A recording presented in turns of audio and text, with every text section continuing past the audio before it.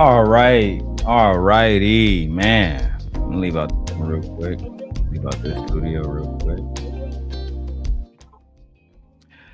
What's good, everybody, man? Welcome back to another episode of the Daily Rundown, hosted by your boy, Darrel Long, the Simp God.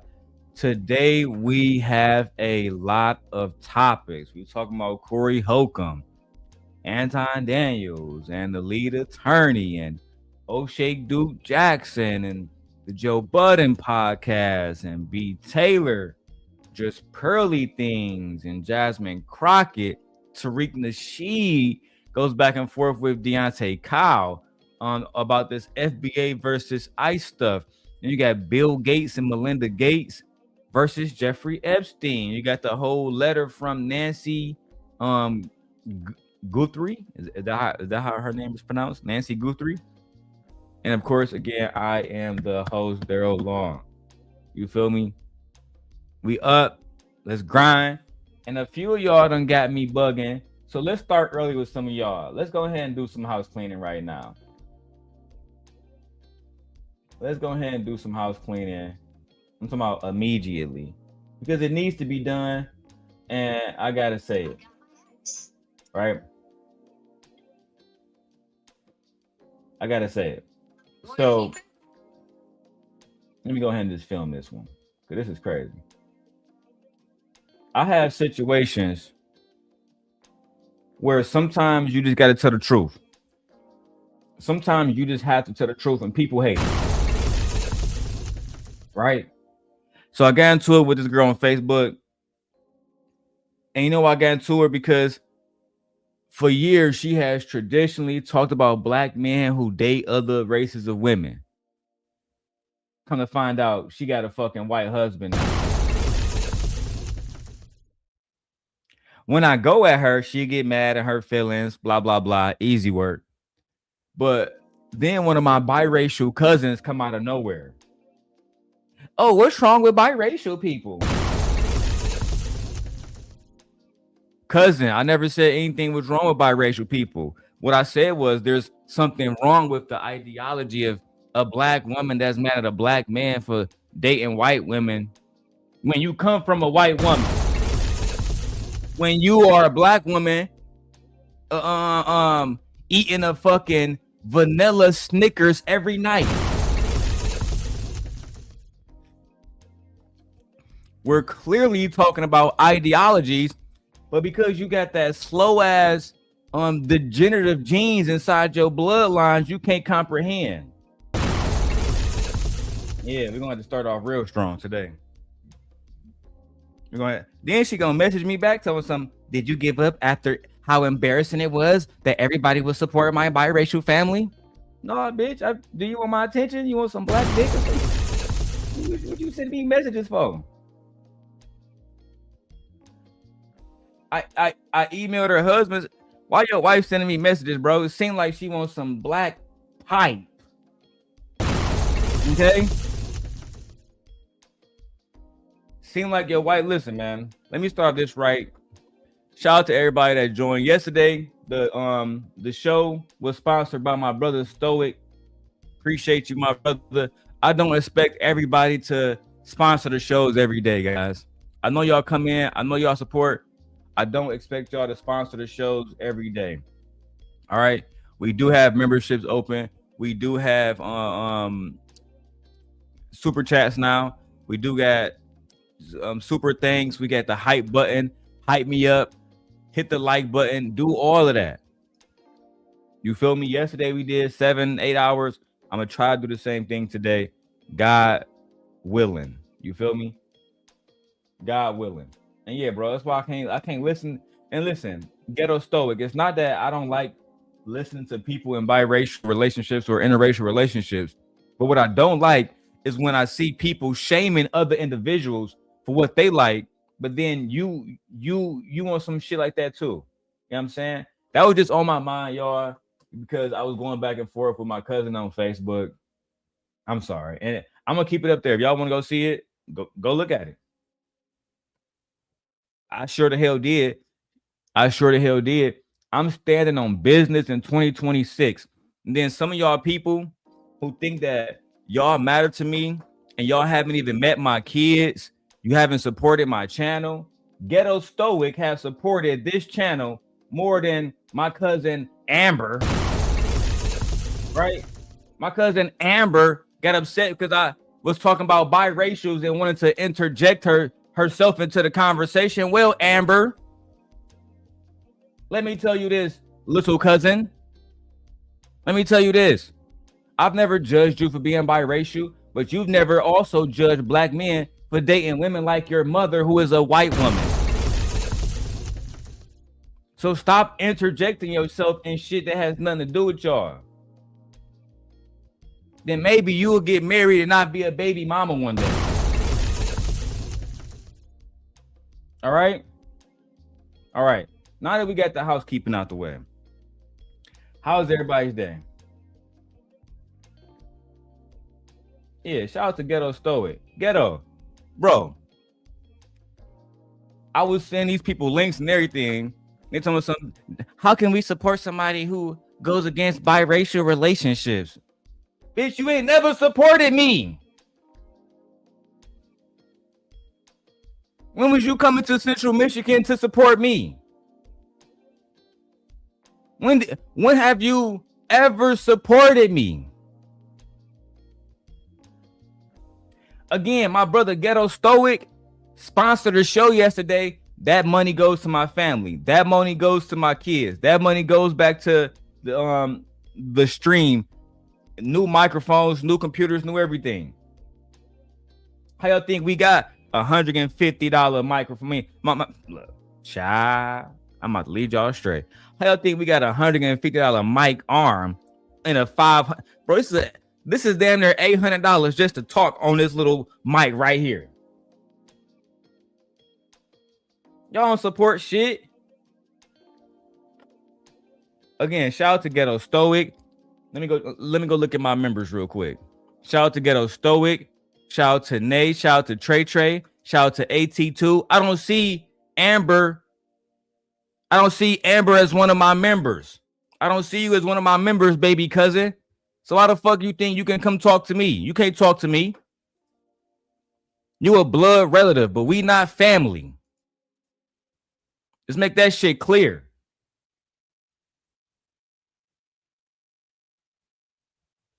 Who is this? I am supporting for you, bro. Hey, you want to support whoever you are? Send a super chat. Show me. Just like Wishicall said. Ghetto Stoic said, put your money where your mouth is. You feel me? And shout out to Ghetto Stoic.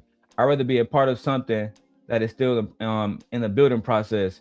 I feel better watching it grow. Appreciate you, bro. Appreciate you. Because you know me, I'm going to always come with the receipts. Look at it again.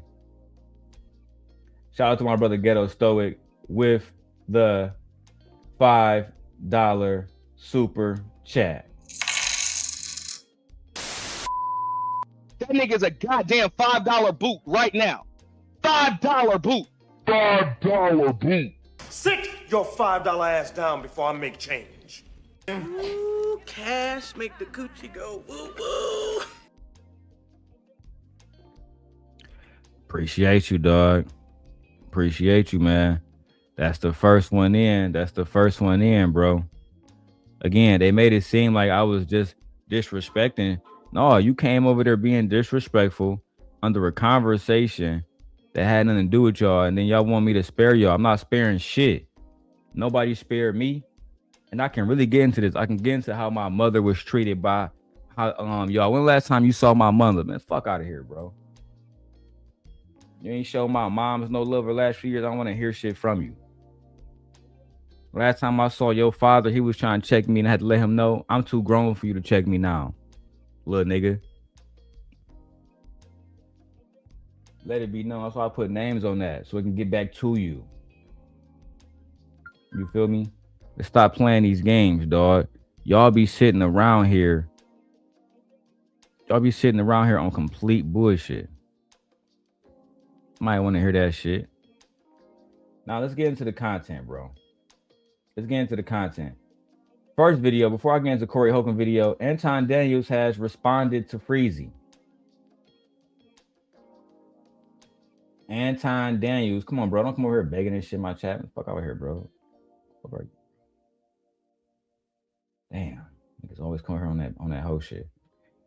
Look, Anton Daniels responded to Freezy this morning on his morning wake up show, and it's super lit.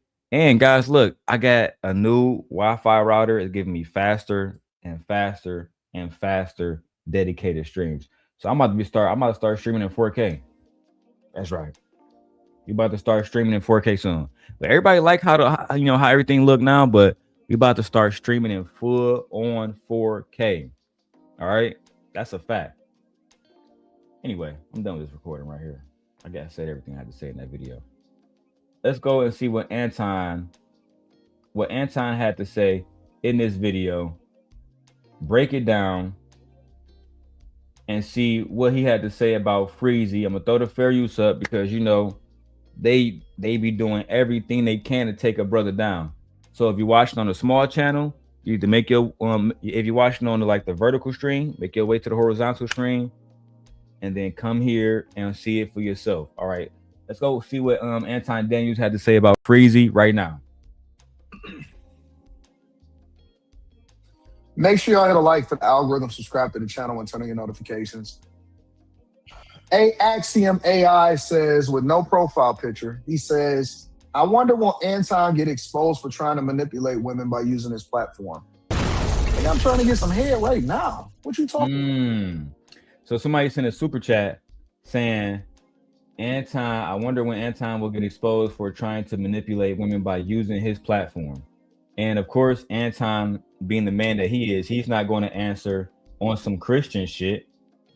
He's not going to answer on some Christian shit. He's going to go to some pimp shit. He's going to go into, hey, have your chick, have your grandma, have your daughter. They all can come over here and play on Anton nuts right now.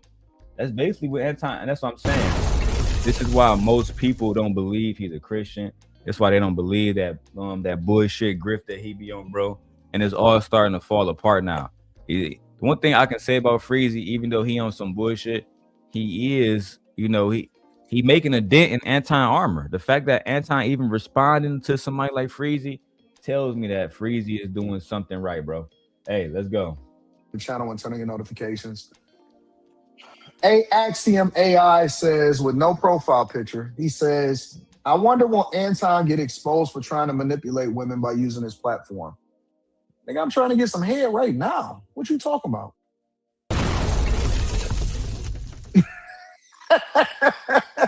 What? Nigga, what? What are you talking about? I'm trying to get you to get your mama to come over here and put her head on my pillow. Man, nigga Anton demon. So because bro went into this, they gonna go into how women and kids supposed to be off limits and all that shit, right? They gonna go into how women and kids supposed to be off limits at all times. But Anton's gonna address that. He gonna address how he never said that women and kids were off limits.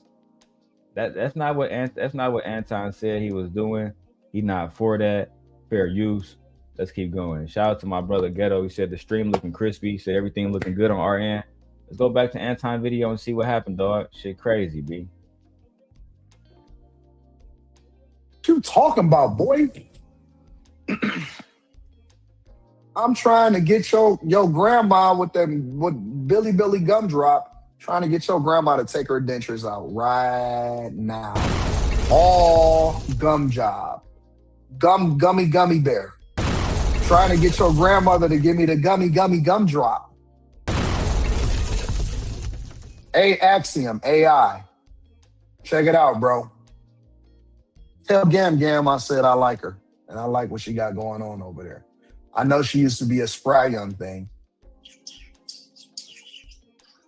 You know the funny thing about this clip when I was watching it back, Anton, is I just couldn't help but think about how you, as your wife, the very first time that you met her, do she give head? So I think it's funny. I gotta get my watch. I feel naked. I think it's funny that you walking around trying to give insults about how somebody else grandma might be giving you fellatio, when in real life it was actually the love of your life that was probably giving other men fellatio. I'm just saying. Now I'm gonna go ahead and get to that Hebrew Israelite shit, because I just don't. I mean, bro, you might as well just say that nigga name. You literally describe Freezy, then you describe what Freezy's story is, then you describe Freezy video to a T. Man, the nigga made a video saying I was talking about Hebrew Israelite wives. Then he posted pictures that I didn't post off the internet and shit. Bro, just say you watched that nigga video. Bro, you a demon, dog. Let's keep going so y'all can hear this shit. Oh, and Freezy wants the timestamp. I don't got it because the shit's still live. But hey, let's go. They used to call her Billy Gumdrop back in the day. You know what I'm saying? I feel like that later nigga make be you Darrel. protecting, bro. I feel like that nigga be calling his, like, your chick was undoubtedly giving head back in the day, B. What's good, Trey? My loyal knight.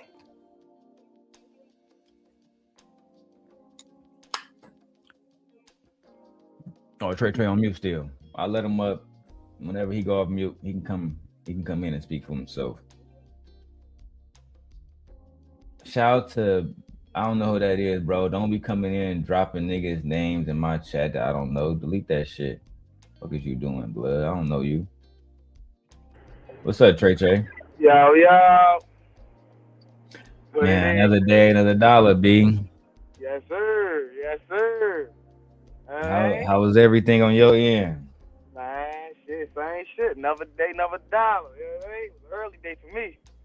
Take them when I get them. You feel me? Take them when I get them. They don't come every day. You know what I mean? So I enjoy it when they do. Hey, let's keep cooking. Anton talking about Hebrew Israelites. Let's get straight to it. Oh, snap. Oh, hold on, wait. Before you get into that, did you catch a whiff for the fanny jump? Did I do what? Did you catch a whiff for the fanny jump on Freezy channel? Nah, I didn't catch that. Yeah, you gotta look at the fanny jump whenever you can. All right, your mic kind of low too. You said that I catch Freezy on Team Fatty channel? No, Fanny. Like Fanny was on Fanny Damn, P. bro, hold on, I gotta grab my headphones just to hear you. What you say? I said Fanny P. Can you hear me? Yeah.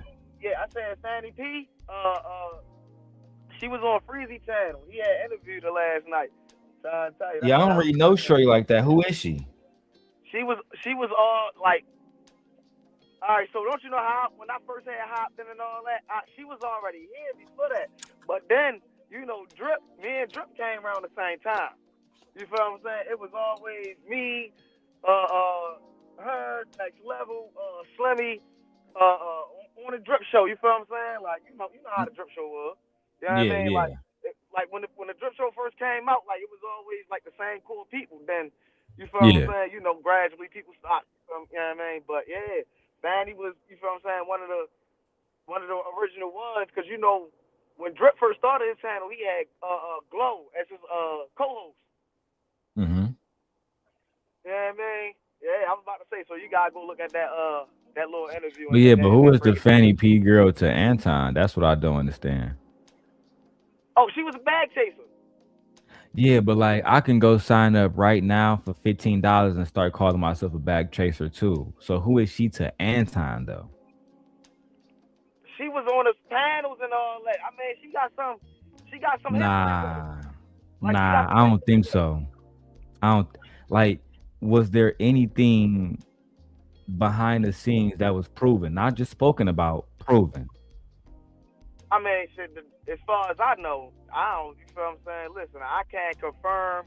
You see what I'm saying? Because like, I don't want to listen to, like, that's why I didn't listen to the whole Tawana stream, because we already know Anton's an asshole. We already know Anton's talking about wives and kids. Like, tell me something I don't know.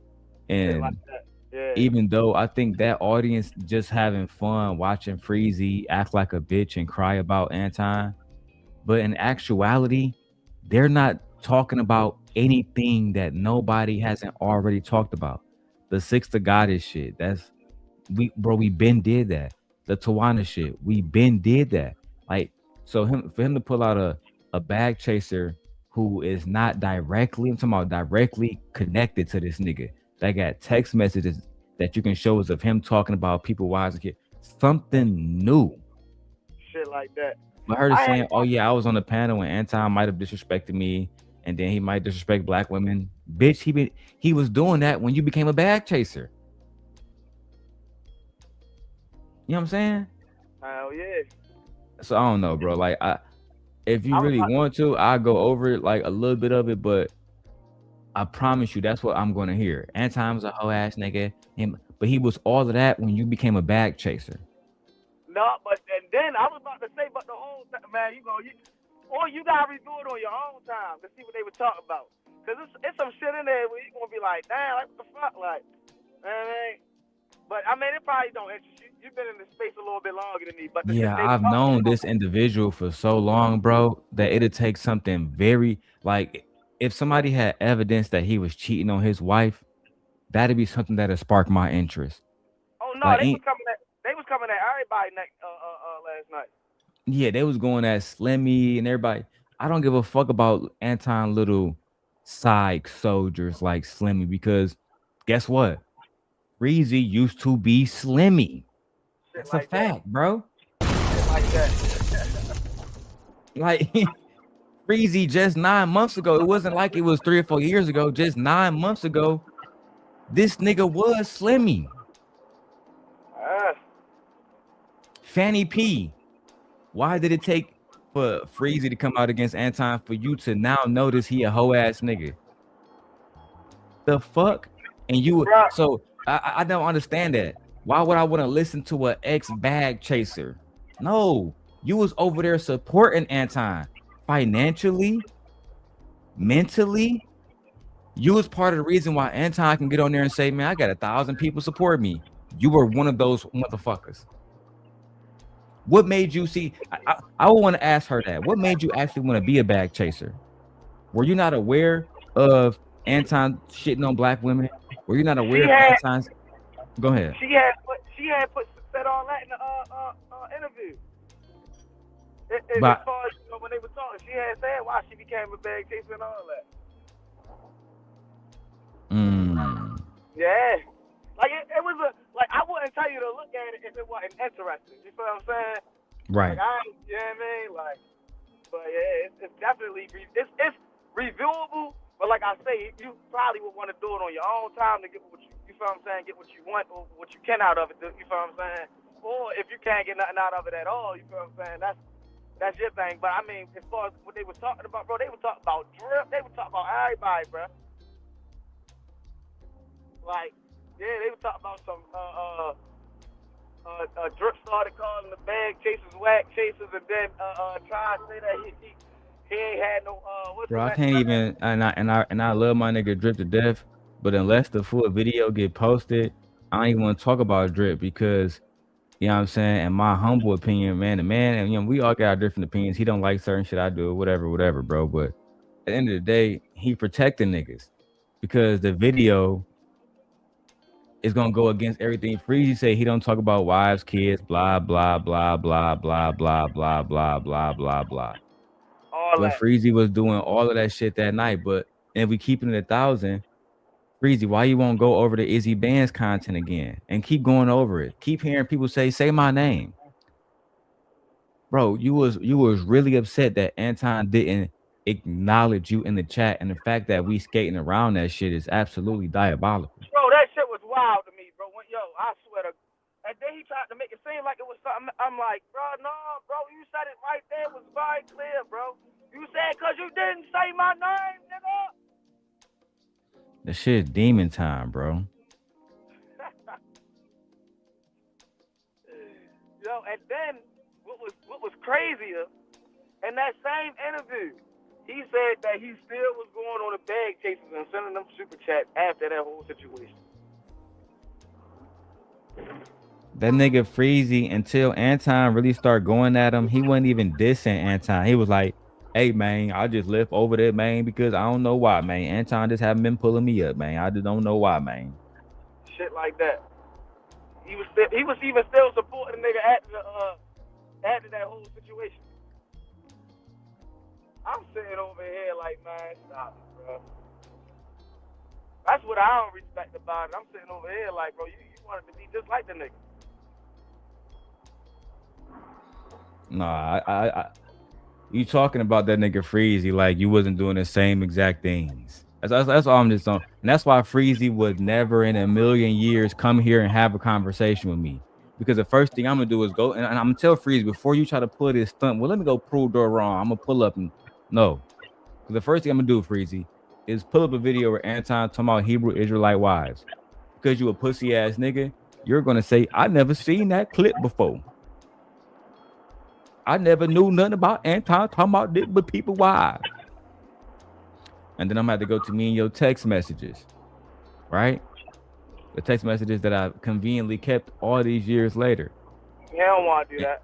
Yeah, you don't want to do that. Then you want to tell the people, why was you dissing Anton with Darrel Long, the nigga that was talking about Anton's wife and children, only for you to end up working with Anton Daniels? I mean, how the fuck did that happen? You don't want to do that. Just like Anton did then, you want to keep me silent. You want to suppress me just like the rest of the niggas. And it's only because you don't want the truth out. And that is because you're clout chasing right now. You've been a nobody for the last 20 fucking years. You're finally getting some attention. You're finally getting some recognition, right? Niggas patting you on the wrist saying, oh my God, I'm so sorry for how Anton treated you. Are you okay, Freezy?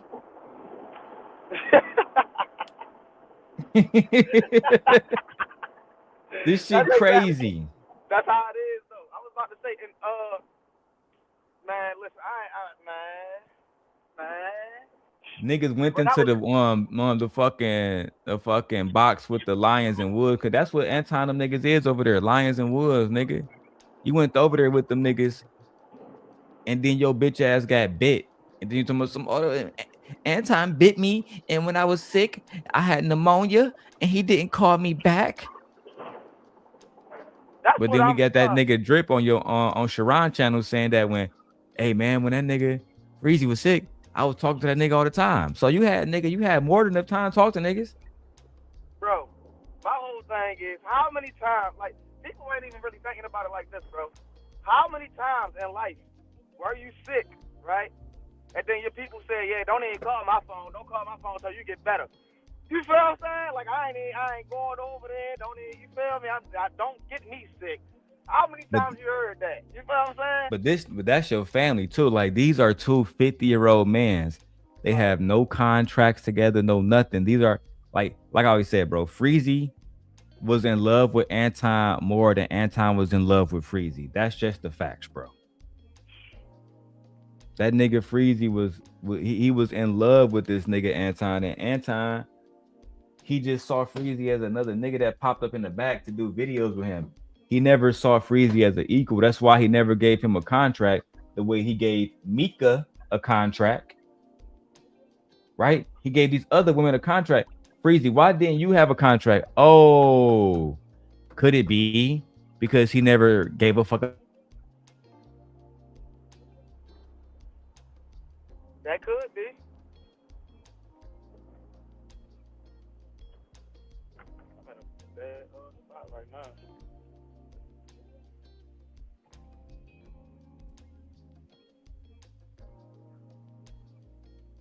All right, am I back? Yeah, you back.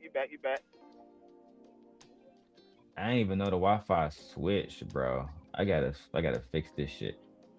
It's updating. I hate when I get a new router. I got a new router and it's updating. Man, I hate that shit. Anyway, Freezy, you are the problem here, bro. I just want to make that very, very, very, very, very, very, very clear. You was talking to that nigga Drip while you was sick, crying that this nigga Anton didn't call you back, bro. It's the most feminist shit I've ever seen in my life. But let's go ahead and go back to when Anton responds to you, and and give you some visibility, the visibility that you've been begging him for. Winter Fresh, Mac. Listen, Winter Fresh. All of y'all must be new to what we doing over here on Millionaire Morning Show. I have a sneaking suspicion that a lot of people must be new here. So now it's all a big deal. Oh my God, he can't believe Anton is going back and forth with the chat. The chat is a part of the show. No, give me 1 sec. I gotta switch back to my main Wi-Fi. Give me 1 second. It just got finished updating. It's a fucking problem.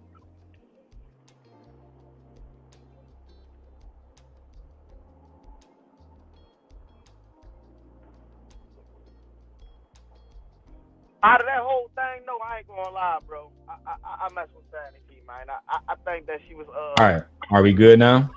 Yeah, we good. I was about to say, but out of that whole thing, out that interview for real, I ain't gonna lie. Like as far as Fanny P go, I ain't got no you feel what I'm saying, quarrels with Fanny P. Fanny P, you feel what I'm saying? She held it down. And man, she just stated her opinion about every goddamn body. That shit was crazy. You know, she was there the whole time throughout all the goddamn arguments and everything. She was damn near there every day. I might go tap in and watch it, bro, just to get some extra watch time hours and shit. You know what I'm saying? I like look, this is what I do. If y'all send me anything on this, whether it's $1, $10, whatever it is, then I'll go ahead and I'll do the reaction, bro. You feel me? It's just when it comes to because if somebody donate, I definitely honor a donator. It's just when it comes to that whole situation with them, I get sick and tired of niggas who wanted to use Anton but never actually like once they realized that they got everything they could out of the situation or Anton dumped them, now it's come back to they acting like they me or something, like they was standing on business from the beginning. No, you wasn't. What you was doing was what was best for you from the beginning. You wasn't doing what was best for the black people. You was doing what was best for the black community. You was doing what was best for you. And then when it wasn't good for you, you know what I'm saying? What's the old saying? What's good for the goose is good for the gander. Shit like that. When it stopped being good for you, it wasn't good for you no more. You know what I mean? Shit like that. I don't like that shit, bro. Even if it's Anton, you know what I'm saying, and I don't fuck with Buddy, it's still the principle. Shit like that. I was about to say, and that's the whole thing, right? Because I left immediately. You feel me? It wasn't no, you know what I mean? Because like I say, I came in this space on some old, you feel what I'm saying? Like my heart was broke, bro, torn to pieces, my nigga. Like, you know what I mean? Like I lost my cousin and a motherfucker I've been fucking with since I was 6 years old in the same year. My first cousin, you feel what I'm saying? Mind you, my father a twin. You feel what I'm saying? So you can just imagine how close we was. You know what I mean? I was, you feel what I'm saying, butt hurt when I came in this motherfucking state. Man, when that nigga had pulled me up on the screen talking about something, because I said, fuck the police, I said, oh, nah, I can't be around here. I said, this nigga straight, that's a phony ass. How the fuck you claim, oh yeah, you from Detroit, but if a motherfucker say, fuck the police, you try to drag him. I don't understand it. I think that a lot of niggas like Anton, bro. You know what I'm saying? They got these fucking personality orders. You know what I'm saying? Because Anton, he the type of dude that if I'm being perfectly frank, he be over here I think he be recruiting niggas like Freezy, niggas who are fans. And then he do this purposely, knowing that they gonna have a little temper transfer. Sometimes I don't know with this nigga, bro, because he had to know Freezy was over there with us. His bro used to be in the chats. He used to be on Lucky videos. When I pop up, I got a whole video where it was me, Lucky, Freezy, and that was after me and her fell out. You know what I'm saying? So I just don't understand. I think Time Dog, you must got some weak advisors around you that's allowing you to be sentimental when you need to focus on business and stop letting certain people into your crew. If Freezy haven't taught you that, I don't know what will. I just don't. You real talk, nigga. But anyway, let's go. Yeah, I was about to say, let's get to the when I send you this though, I don't want you to review it right now. I want you to, you feel what I'm saying, watch it, then review it. You feel what I'm saying? Chop it up and screw it up and shit like that. You know what I mean? All right, so you don't want to do a live reaction to it. You just want me to tap into it. Type shit, yeah. All right.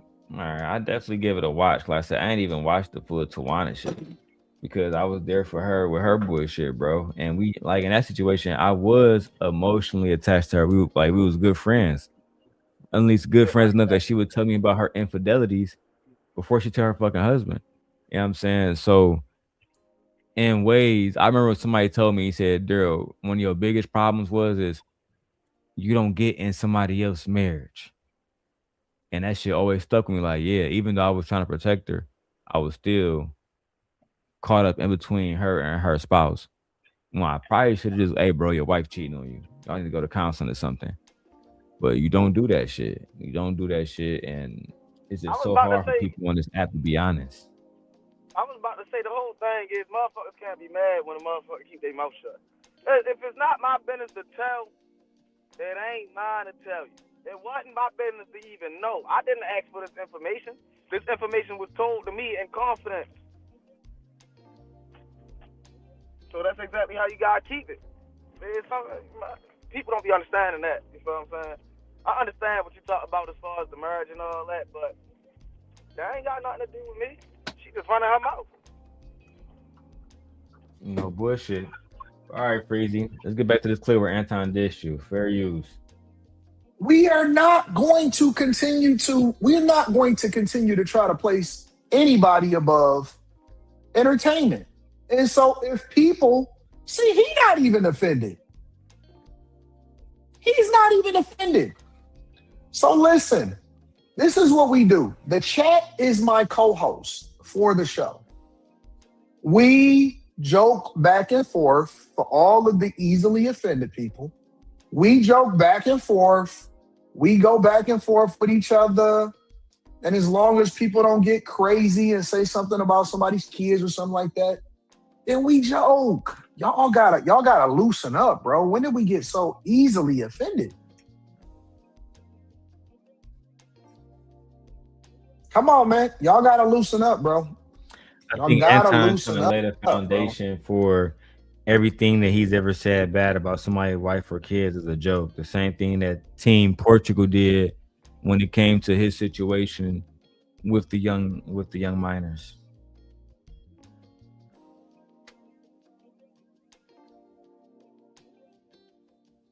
Anyway, let's keep going.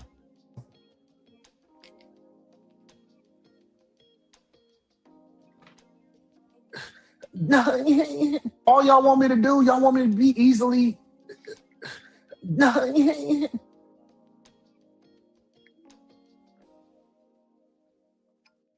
Look, as usual, it's always another nigga that don't know any better. Okay, so, hey, y'all, let's break it down from a C student. We got to go back to elementary school. So the dude said this on the screen because I got it down at the bottom. Bro said, but you said to leave family out of it. Now, Freezy, this is the part where he specifically addressed your bitch ass. And you can thank me later. You can go on Lounge Sharon channel and say, Kwame Brown reacted to my video, dog. You can go on. Listen, bro, I don't even got the energy to respond to all y'all lying ass motherfuckers, bro. I just don't. And maybe I need to watch my language since we are monetized now. I want to keep this up. But, man, oh my God. It's like, the amount of disingenuousness that I see in these spaces, people who I genuinely try to, like, even the other day I told Simp Nation about it. You know what I'm saying? When Drip texted me back the other day, was like, man, Darrel, you asked me up. They weren't even talking shit about me on that panel. I went up there for no reason. That nigga Slimmy directly said Drip was saying a whole bunch of weird shit. It's like I tried to tell you in a text message, bro, unless you was saying a whole bunch of weird shit, then the nigga was talking shit about you. But next time, I won't call y'all niggas and tell niggas that niggas up there dragging your name through the fucking mud, lying on you, got you taking the video down because, hey, Trey, he told Drip, take the video down so the bag chasers don't come and flag your channel, dog. But at the same time, this nigga talking about Anton on a 24-hour basis. Not worry about no bag chasers flagging a nigga, getting all the money and views and subscriptions and memberships that he can get. But you think that I'm playing you, dumb nigga? You got the. I'm tired of letting my so-called friends get away with that. You think I'm playing you, dumb nigga? That nigga got you taking a video down that could vindicate one of the biggest names in the space. Who already told you, I promise you, Anton will pay you for the video. But you want to respect lower ADS.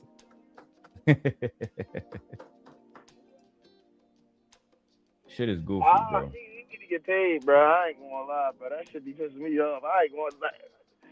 The protecting of the people is wild work because a grown man shouldn't need protection. My thing is they done took bro channel, made bro take a video down and all type of shit. Why? Out of so-called respect, this is a business. Oh man, I'm different from y'all. I'm different. Cool. I know niggas can talk all day. What was really happening is niggas don't want to be exposed that y'all do the same thing that I was doing, talking about niggas' wives, talking about niggas' looks, talking about how Anton a hoe, and now some of y'all niggas might potentially get a chance to work with niggas in the future. Don't want to fuck that up. Yeah, that should be bullshit. I ain't gonna lie to you. If something that I do affects something that you know what I'm saying, something that I do right now affect how somebody think about me in the future, so be it. It is what it is. Like, it ain't gonna stop nothing. You feel me? It's not gonna stop anything. If you really want, you feel what I'm saying, take yourself to that next level or do that, you feel what I'm saying, it's gonna happen. One way or another. Everybody not gonna like what you say, especially when you get a platform where you got hella people looking at you. Everybody not gonna like you. That's, you feel what I'm saying? I already know everybody don't like me, bro. I hit up so many of these niggas and gave them opportunities to be a part of the show. You know, they told me, nah, man, it's too risky for me. All right. I'm only extending my hand out one time to you niggas. And I do mean that. One time. I already done caught up and surpassed 85% of y'all niggas in the space already, low key. Bruh, I was just about to say something to you about that. I said, bro, I ain't never seen nobody get monetized as fast as you. Ever.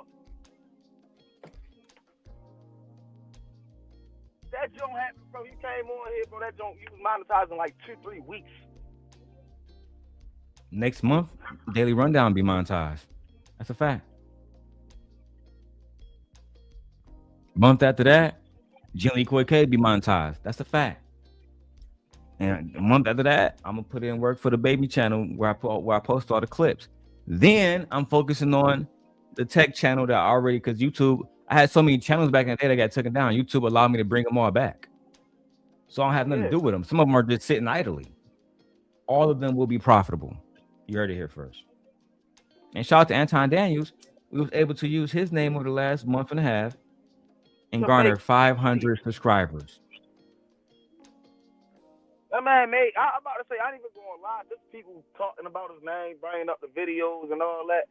He made some money off of that, off of YouTube alone. He man. And my channel been doing very well because I have a history with Anton Daniels. You know what I'm saying?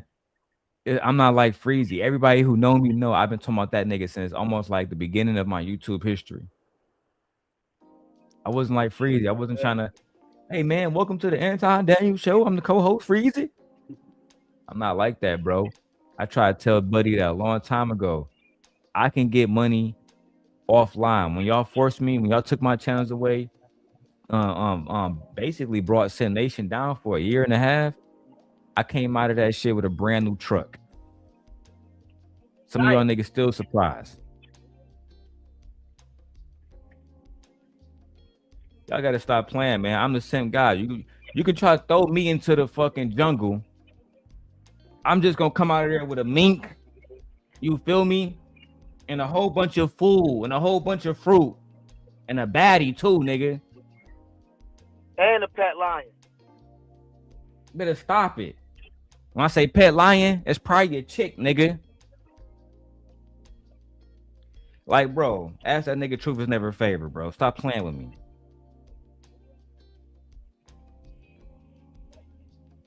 You feel me?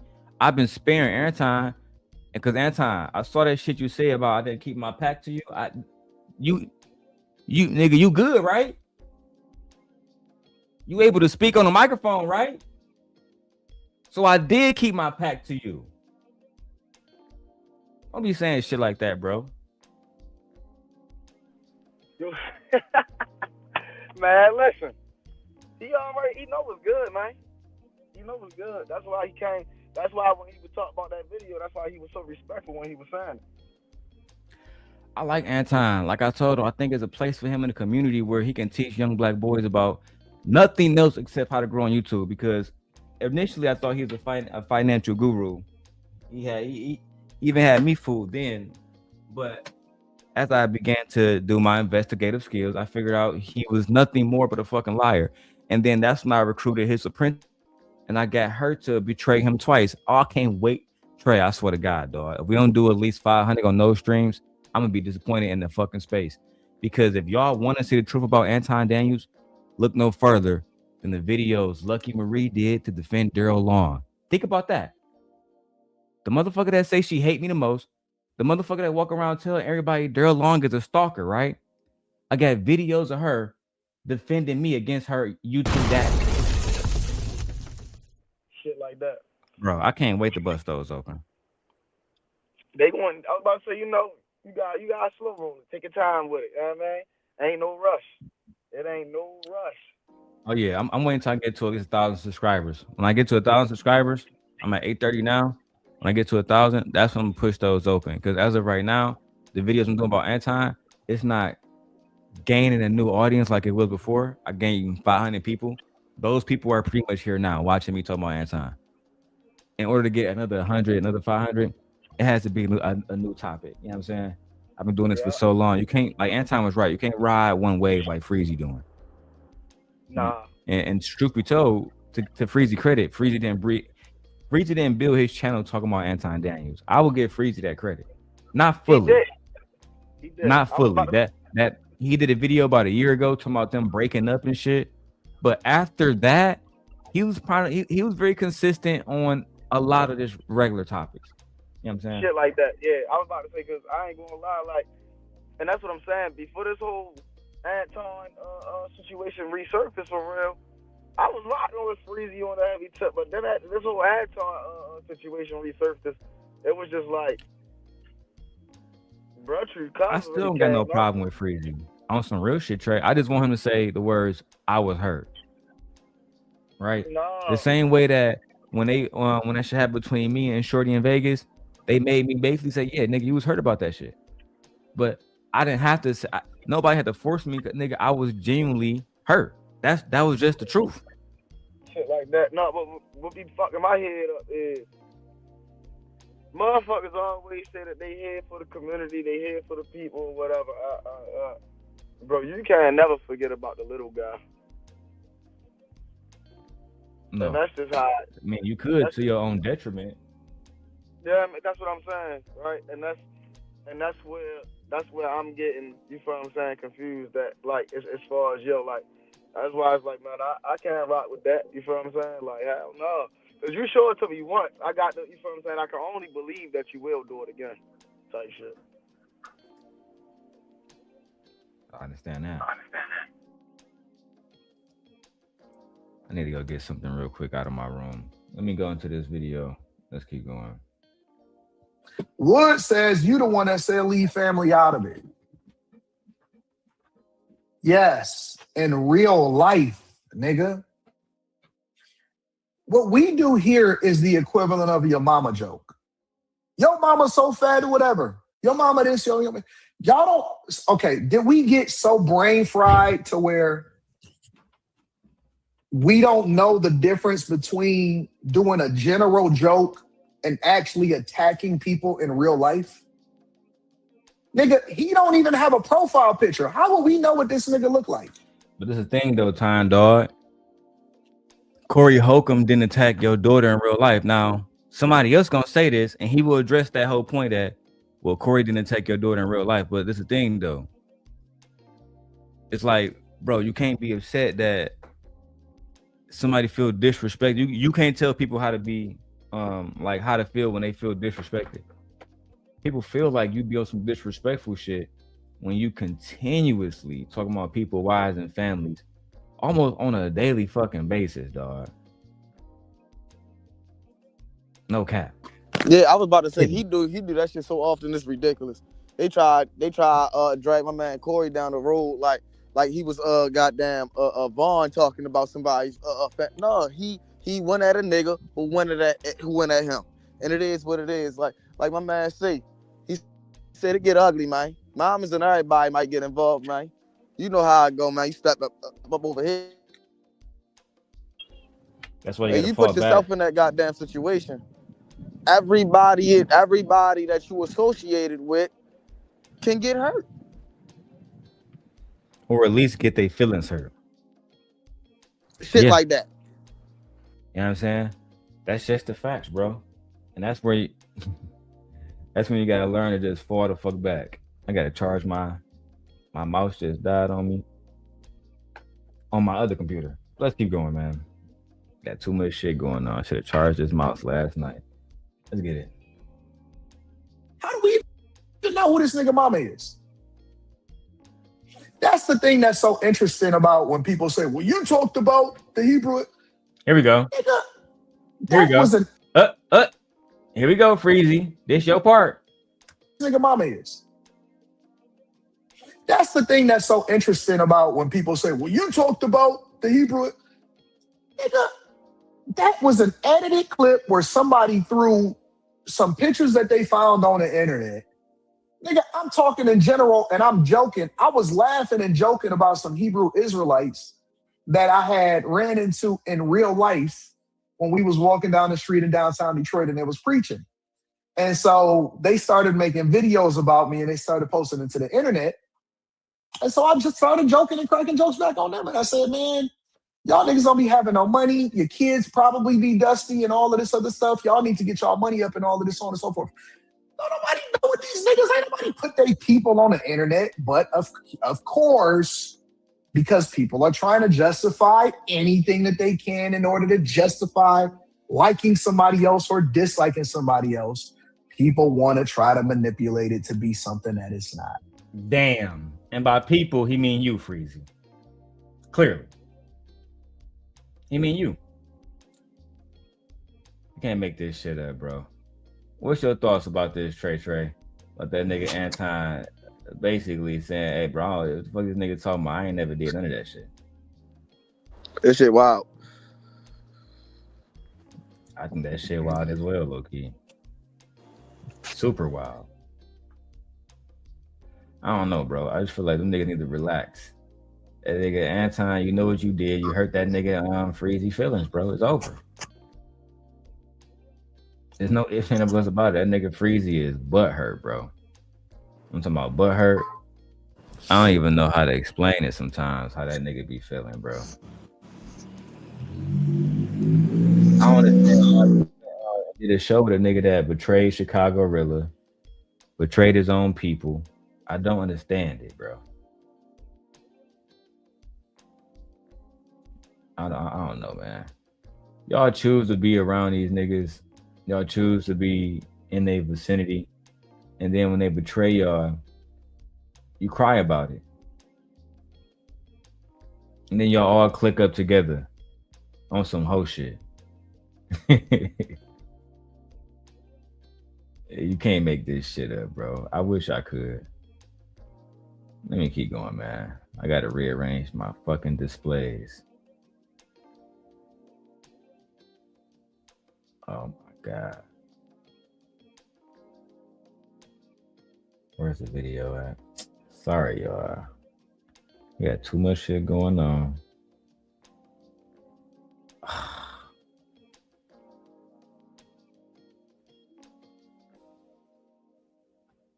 It's over here. No, it's over here.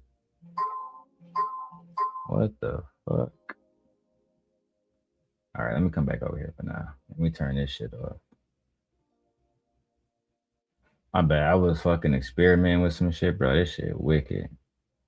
Let me turn it. Give me 1 second, guys.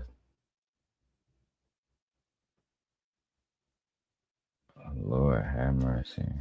Let me rearrange that and put that right like this. Oh, no. There we go. Yes, sir. Child. All right, let's go. So then they take what you say and then they throw in some extra pictures and they throw it on there and say, look what you was talking about. Shut the fuck. Niggas is so weak. They so weak. People are so weak. And it's amazing to me that we have to explain the difference between somebody intentionally going after a real person versus cracking jokes on the internet. Nah, Anton, you trying to walk that shit back. But at the end of the day, when you talk about somebody, you usually talk about they like real family. Like you talk about Tyranny kids, you talk about my kids, my nigga. That's just what you do. Like, you know what I'm saying? And then you get online and cry like a hoe. I don't respect that shit, bro. But that's cry like a hoe. Man, come on, man. You gonna tell that girl that her kids was going to jail and you mad because somebody called your daughter a bitch? The fuck out of here, man. Them two things don't even equate. Females get called bitches all the time, even when they young. And never complain. You know, even when think about it, even in school, man, fuck you, bitch. You feel me? Like that. Like your daughter been called a bitch by one of them little boys in school. You feel me? Like that's a fact. It happens. That's a super fact. What's up, Asia? What's up, Asia? I see you over here chilling, rocking out with us. Listen, we just trying to keep building the platform and doing things the right way. You feel me? Producing great content and hopefully content that you guys enjoy.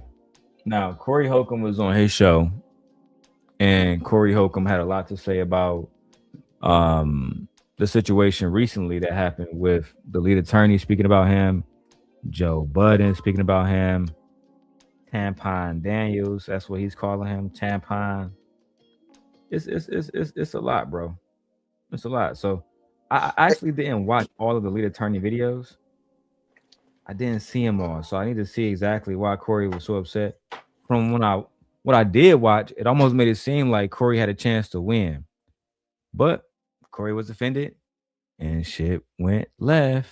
Man, Corey, I ain't gonna lie. Corey had him in a motherfucking box before Anton finished him. He had him in a box. You know what I mean? Like, in the early, like, if you really watch it, like, in the early parts of that conversation, Anton was holding his own. He was, you feel what I'm saying? He had got the ups, and then when Corey got in the nitty gritty, like, man, fuck all that. We ain't about to start doing, fuck the word salad. I ain't about to keep letting you talk. I'm gonna ask you straight up questions. Because we need straight up answers, and he was not trying to answer no straight up questions. That shit was crazy. But look though, I'm gonna drop down for a little minute. I'm about to go ahead and do what I gotta do up in here, and then I'm gonna just be watching the background.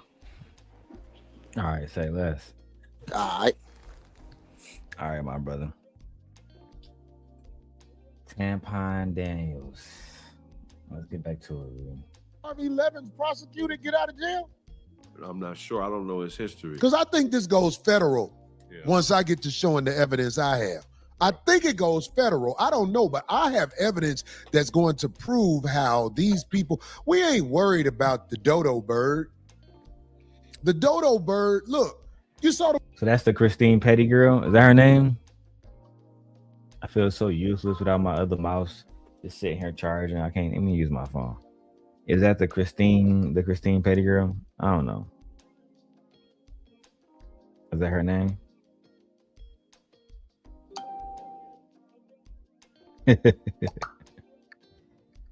Oh my God. This girl's still going back and forth with me on Facebook, y'all. Anyway, let's stay focused on the topic.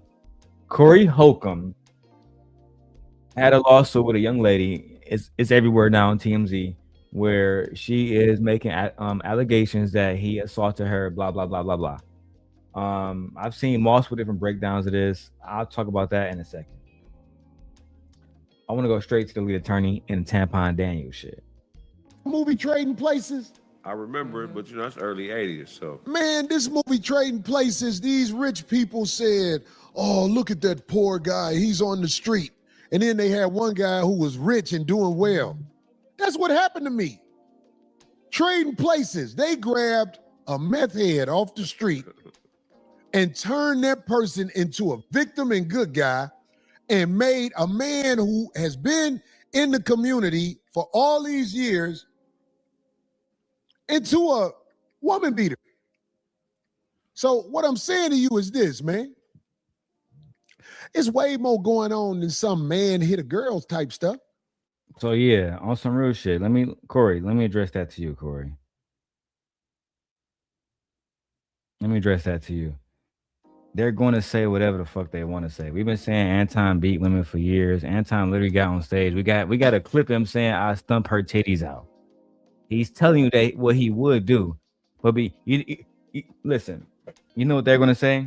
Have you done it? Yeah, okay, yeah. He said he would do A, B, C, and D, but did he?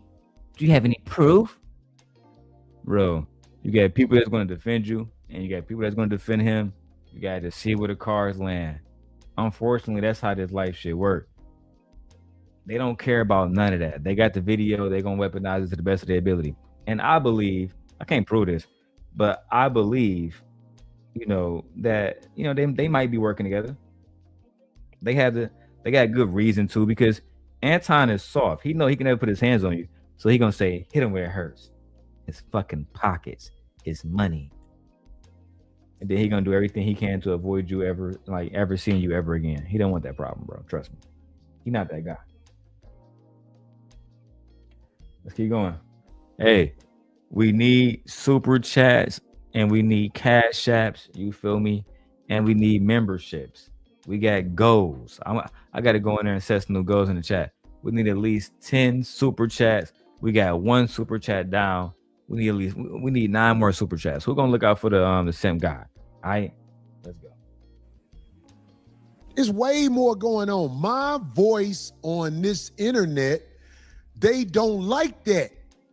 The Backdoria men, and this is all led by a black woman, Sean Holly. This is all being orchestrated by a black woman. I can prove it. Sean Holly. She's going to come out. She's being quiet as she can because she really don't want to be part of this like this. She want to be in the background pulling the strings. But stay tuned because it's coming. And on top of that, like on the meth head side of the game, who that person is coming out anyway. All of the evidence against that. Damn, he talking about Shorty. I don't want to say her name and associate Shorty with the drug claim. But he talking about Shorty. He said, hey, Shorty is a meth child. Shout out to Trey with the $20 super chat. You know what this is for. On time, bro. If it's worth it. Yeah, all right. I'm going to watch it tonight. If you said watch it, Trey, $20, you got it. We're $25 in, $75 away from the stream go. I appreciate everybody. Even if we don't have the stream go, we still just provide the service. You feel me? It's like Google. It's free, even if you don't watch the ads. You feel me? And I appreciate Trey for the cash app, though. Ooh, cash make the coochie go woo woo. But Corey Holcomb, bro, they about to be up against you for a while. This will pass, right? The Christians say this too shall pass. And in due time, this will pass. Like all things. But never. I'm sorry, y'all. I'm petty. Right now, you gotta just gotta deal with it and eat everything that come with it. As all men have to do. As all men have to do. Anyway, man, I'm done being petty for the day. Let me go back to the video. Shout out to Trey, the show sponsor. If you want to become the show sponsor, spend more than Trey. Let's go. And make sure y'all hype me up in the comments. All right, let's go, man. Let's go. That person is about to start piling up because that person is, like I said, somebody who is a heavy drug user who used to sell nugs in front of the Indian crowd. You didn't need. All that's finna come out. That's nothing. That person probably finna get arrested. But I'm just saying. Yeah, I don't understand. This Corey Holcomb 5150 is bigger than anybody wants to give it credit for. And they want to shut it down. I thank the 5150 Army for standing on all these lames' heads. Hey, Corey, you're welcome, sir. You're welcome. Listen, I'm not freezy. I'm not going to beg for opportunity to come to the show, but I will say this. If you really want to know who Tampon Daniels is, you need to come talk to me. Let me tag you, Corey, so your people can see this. If you really want to know who Tampon Daniels is, you need to come talk to me. His defeat came at my feet.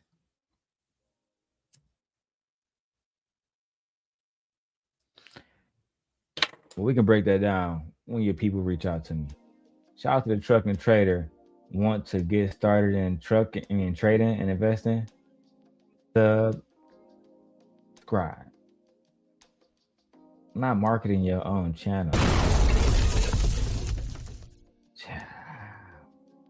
Lord have mercy. That nigga's a goddamn $5 boot right now. $5 boot. $5 boot. Sit your $5 ass down before I make change. God damn it! You can't make this shit up. Let's keep going, B. The 5150 Army is the reason I ain't got to do all the work by myself. We can't compete with TMZ when it comes to mass media. They got so desperate to get rid of us, they grabbed the big machine to throw dirt at me. But that'll all get cleared up too. Because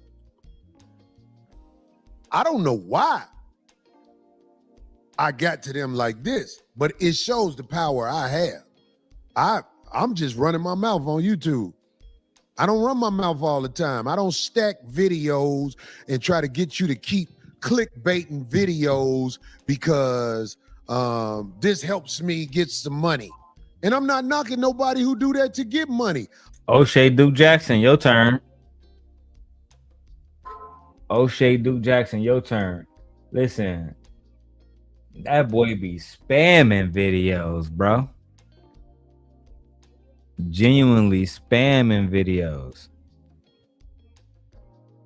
And I like Oshay Duke Jackson. I have no beef with Oshay Duke Jackson. I hope that he's doing well. I hope that he's blessed. I hope that he's prosperous. Hope that his family is doing well. But at the end of the day, people been saying that everybody's clout chasing Anton. No, y'all clout chasing Corey. The situation happened on Corey channel. Corey.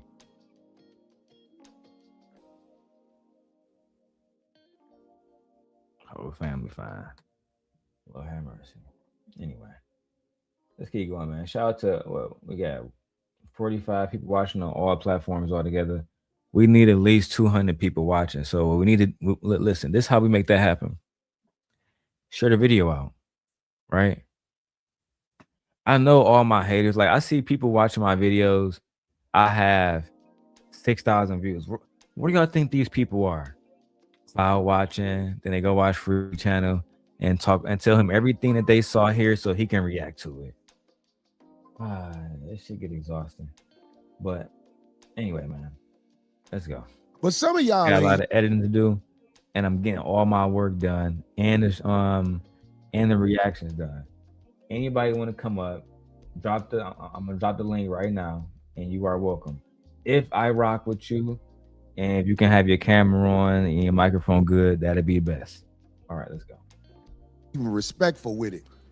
And my name and likeness, I told people, I get a 5150 show to the game. I get us to the game, but that's got to come to a halt because it's this one African scammer.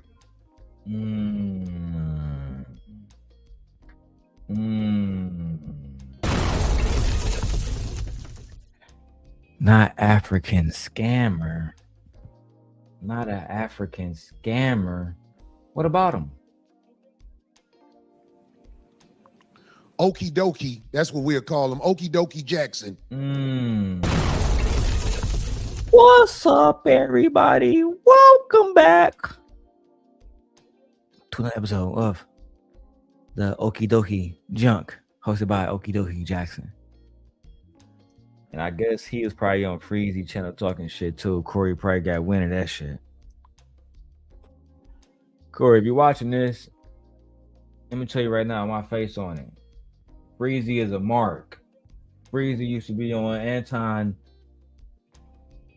You look, I don't want to use that word because you don't like no backdooria, but Freezy used to be on Anton. You feel me? But hey, trust who y'all want to trust in this game, B. You're gonna end up just like him. Why you ain't say my name, Anton? Shout out to Izzy Bands for not putting the video down, unlike Drip. And Drip, my mans, just very disappointed at the video not going back up, considering how much, my brothers stand on truth and facts and, like context and shit. I don't know, bro. Let's go. Play 2K2. This man has made so many videos with my name and likeness on it and got the nerve to talk crazy about me. This man said, I need to tell my lawyer what. I was like, he telling law now? This is a motherfucker who couldn't hang with the streets out here in motherfucking California, so he moved back to a place where you only need 2 haircuts a year. This motherfucker wear my gear for street cred, but act like he doing me a favor.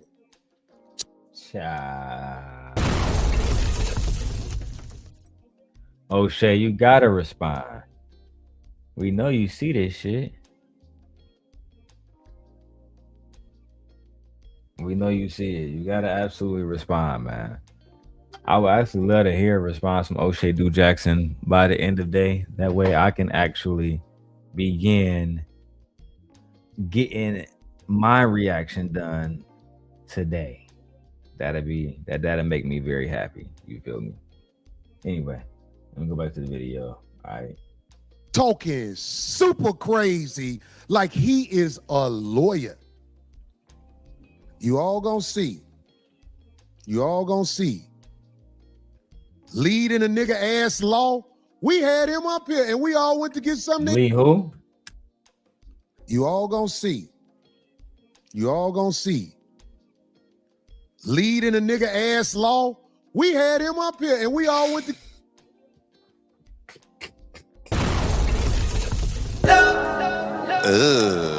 Wow. Bro, you on demon time talking about some leading somebody ass into a man law. That's diabolical, bro.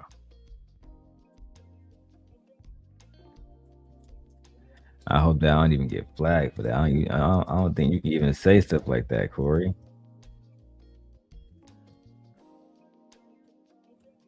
Jesus Christ. But at the end of the day, he's talking about the lead attorney. Everybody.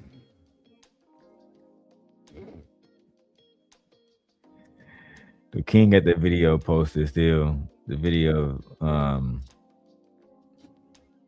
that we used to play whenever lead attorney name was mentioned. It was a video of some young flamboyant men voguing, dancing, having a good time. Oh shit, bro. Anyway, let's keep going. Get something to eat. Lead in a nigga ass law be talking mad shit and lying. Cause I don't normally watch, but I keep seeing stuff. So I'm like, let me see what this is. And when I saw it today, he didn't do it on his YouTube. This is bait. They think I'm smart enough to say their name. I mean, they think I'm dumb enough to say their name. Everybody know who we talking about.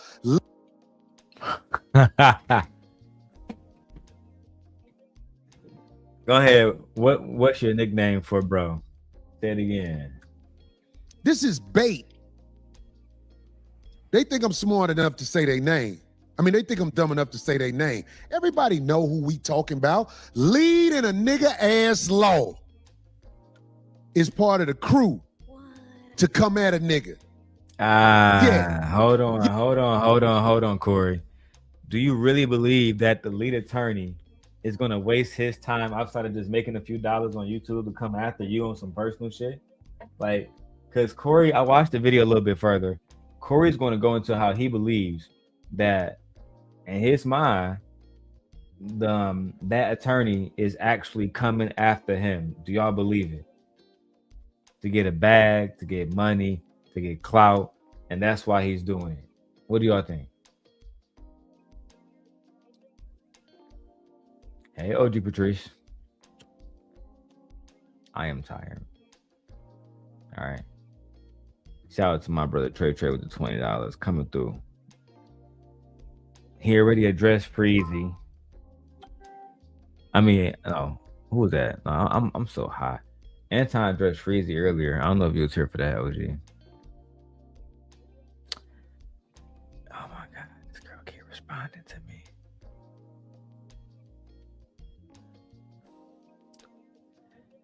Okay, let me keep going, bro. It's crazy. Nah, Lee got paper. Yes, I'm saying, bro, Stoic. I don't think Lee really gonna be on some like vengeful shit. I don't think he a vengeful type person. I just don't think that. I think that if anything, he might be petty. He probably respond to that shit, but I don't see lead attorney being the kind of guy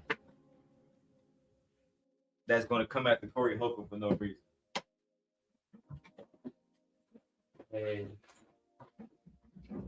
Now, have he chopped the video into a million videos? He did a 3-hour live stream on his side channel. And did he chop the videos up into a million different videos? Yes, he did. Yes, he did do that. That is true. Y'all, I'm gonna drop my iPad.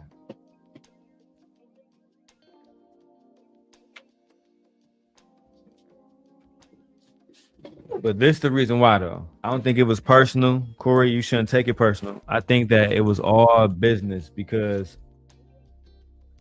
your name is popping right now in the algorithm and everybody want to make money, as much money as we possibly can in these spaces. So some people are just going to take advantage of it. Whereas I just have my own personal agenda. And I don't like when black men speak bad against other black people or black cultures. So that's why I come at the Anton, but I have no reason to speak ill of your situation. That's why I haven't done a video about the whole situation with the young lady, because it's apparent to me that there's a lot of information that's not being brought forward to people like myself, which is just the public. And until I have all facts, I'm not about to judge somebody off something. I've been judged before, but before everyone had all facts, and I hate that shit. No, I'm not doing that shit. Go back to the video, man. I don't think he after you though, bro. I don't know. That's kind of like an accusation, or whatever. Yeah. Y'all was with me the whole time we saw him. Did we do anything to that man? No. I thought we showed him love. Right. Yeah. Man, this motherfucker lying like a motherfucker on the internet. This motherfucker telling people, yeah, so I called Corey's lawyer and I told Corey's lawyer that Corey said I could talk to you. I'm like, man, what is wrong with this man? Why is this man lying? I tell you what, though. Listen to his voice, though. That shit's funny as hell. This nigga funny as hell. Corey, you a demon, bro. I thought we showed him love. Right. Yeah. Man, this motherfucker lying like a motherfucker on the internet. This motherfucker telling people, yeah, so I called Corey's lawyer and I told Corey's lawyer that Corey said I could talk to you. I'm like, man, what is wrong with this man? Why is this man lying? I tell you what, though. Lead in a nigga ass law and what's the tampon Both of them told me they were very tight with Kevin Samuels. God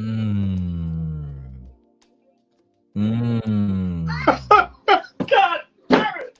You can't make this shit up.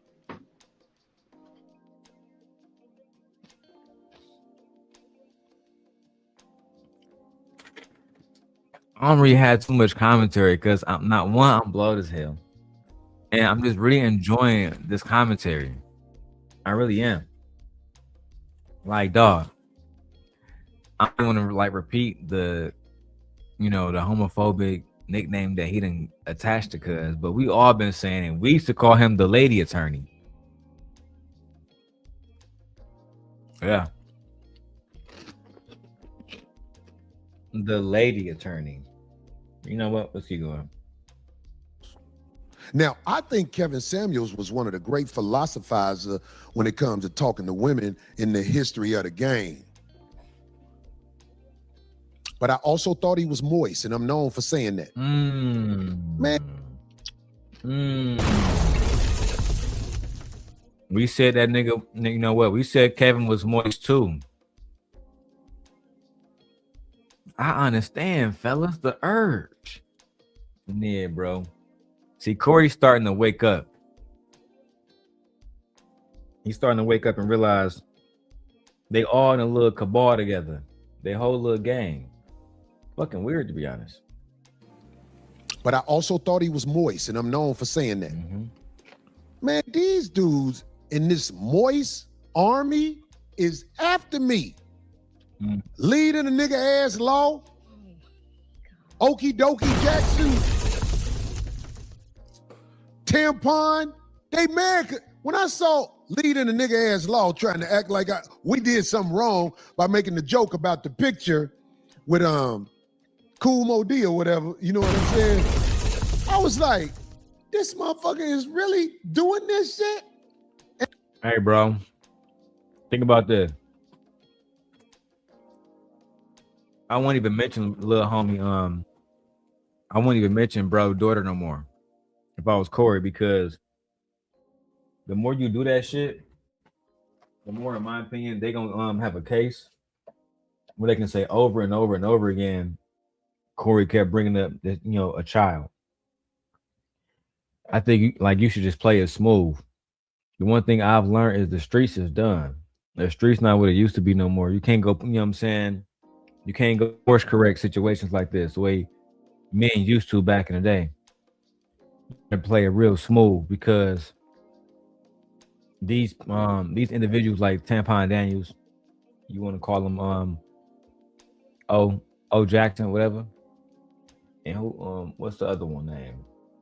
I don't want to say that, but the lady attorney, these people will really use the white system to pretty much bring you down.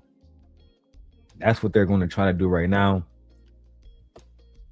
The video being released magically around the same time where you get into it with, Tampon, to me, that's crazy.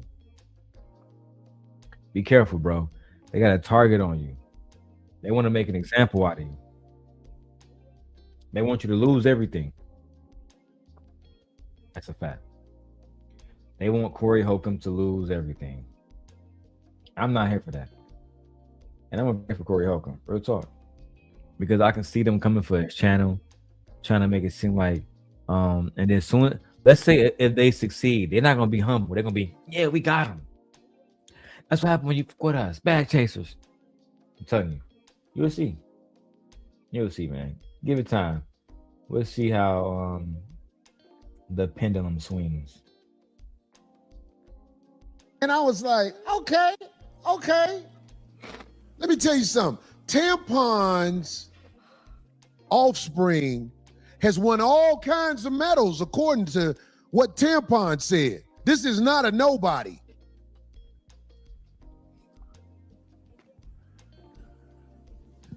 Them motherfuckers try to say, if you fuck with motherfucking people who not known. What was the word?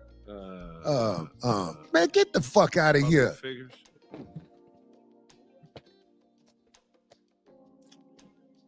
So I saw a little bit of Elite Attorney videos. I saw the whole live stream, but I was in, I was in and out of my truck working.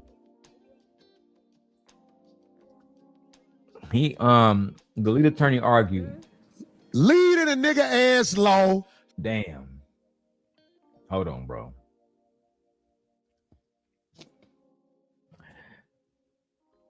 The lead attorney was basically suggesting that because she was a minor, she's a private citizen, that, you know, she has certain protections that other people don't have. But Anton made it clear that she was a public citizen because she had won all these medals in a public setting, probably on TV, doing photo shoots, etc., etc. I think Corey not gonna have no problems with the lawsuit. I think Corey is gonna have an issue with his reputation and how people look at him. Because right now they spinning a narrative like, oh, Corey hit a woman, but he didn't want to hit Anton. He was scared. This is the thing though. If Corey had put Anton on the floor and then ended up sued in jail, lost his channel, lost everything, they'd be saying Anton was smart. He got knocked out, but he won money. He got his channel. He got this. Never think about what other people want to say about you. Only care about yourself. Only care about what's good for your family. And the rest of this shit is goofy. Believe me when I tell you that shit. Tampon. Okie dokie makes so many videos with my face, name, and likeness on it. It's finna come to an end. Enjoy it while you can. I've done things to put an end to it. To use Corey Holcomb's name and likeness like that, it's gonna cost you real soon. It's a few ways they do this to us as YouTubers. They put in cease and desist, right? They put a cease and desist in and put a copyright claim or a community guideline strike, right? Or they flag you for bullying, something like that. I'm interested in seeing how this is about to shake. Listen, Corey, I ain't gonna lie. I don't like that shit. This is America. Everybody should be able to speak freely. If they are critiquing you 1,000 times a day, you are a public figure. You should be able to deal with that. That's just my opinion. And I'm hoping I'm on your side. I'm hoping you win. But taking that position, that you would take another black man money away or limit his reach, his voice purposely. No, I don't. I can't be a part of that. I don't support that. Because then everybody get on here and say, we don't censor people. Child. Shaky Breaky doing $2 F-bombs. Oh my God. This nigga at an all-time low. Listen, man. Shout out to Trey with his $20. Shout out to Stoic and shout out to Truck and Trader. Dang, he doing $5 F-bombs. $2 F-bombs is diabolical, bro. Hey, man, shout out to Shaky Breaky. Let's get it. I never researched how to stop it because I didn't care until I see these motherfuckers smiling with me, but then lying on me and acting like I don't know what I'm doing. Remember you said it. This motherfucker Okie Dokie said, TMZ did the same thing to Corey as Corey did to Tampon. I'm like, how?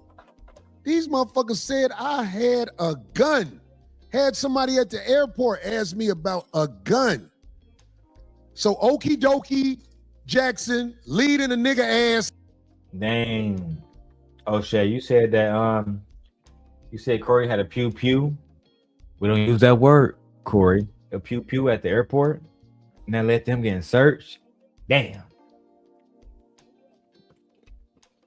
What's up, man? Corey Holcomb, shut the fuck up and stop crying.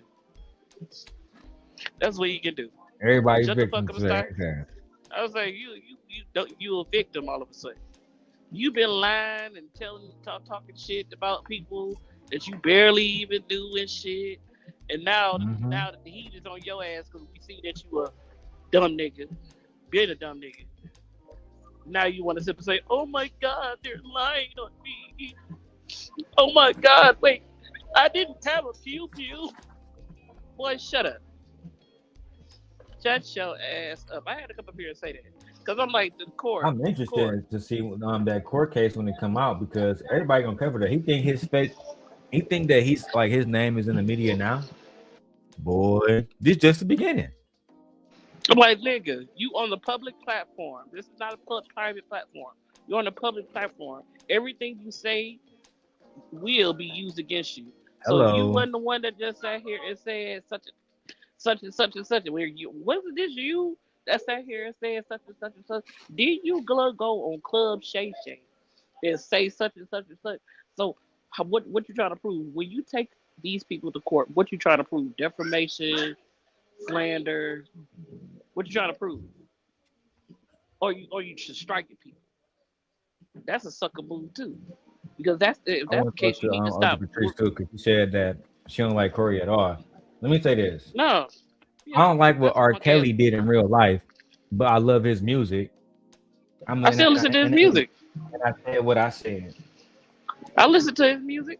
I was like, it make you think about, certain songs. Nay, haven't we publicly condemned what Corey Holcomb said about his daughter?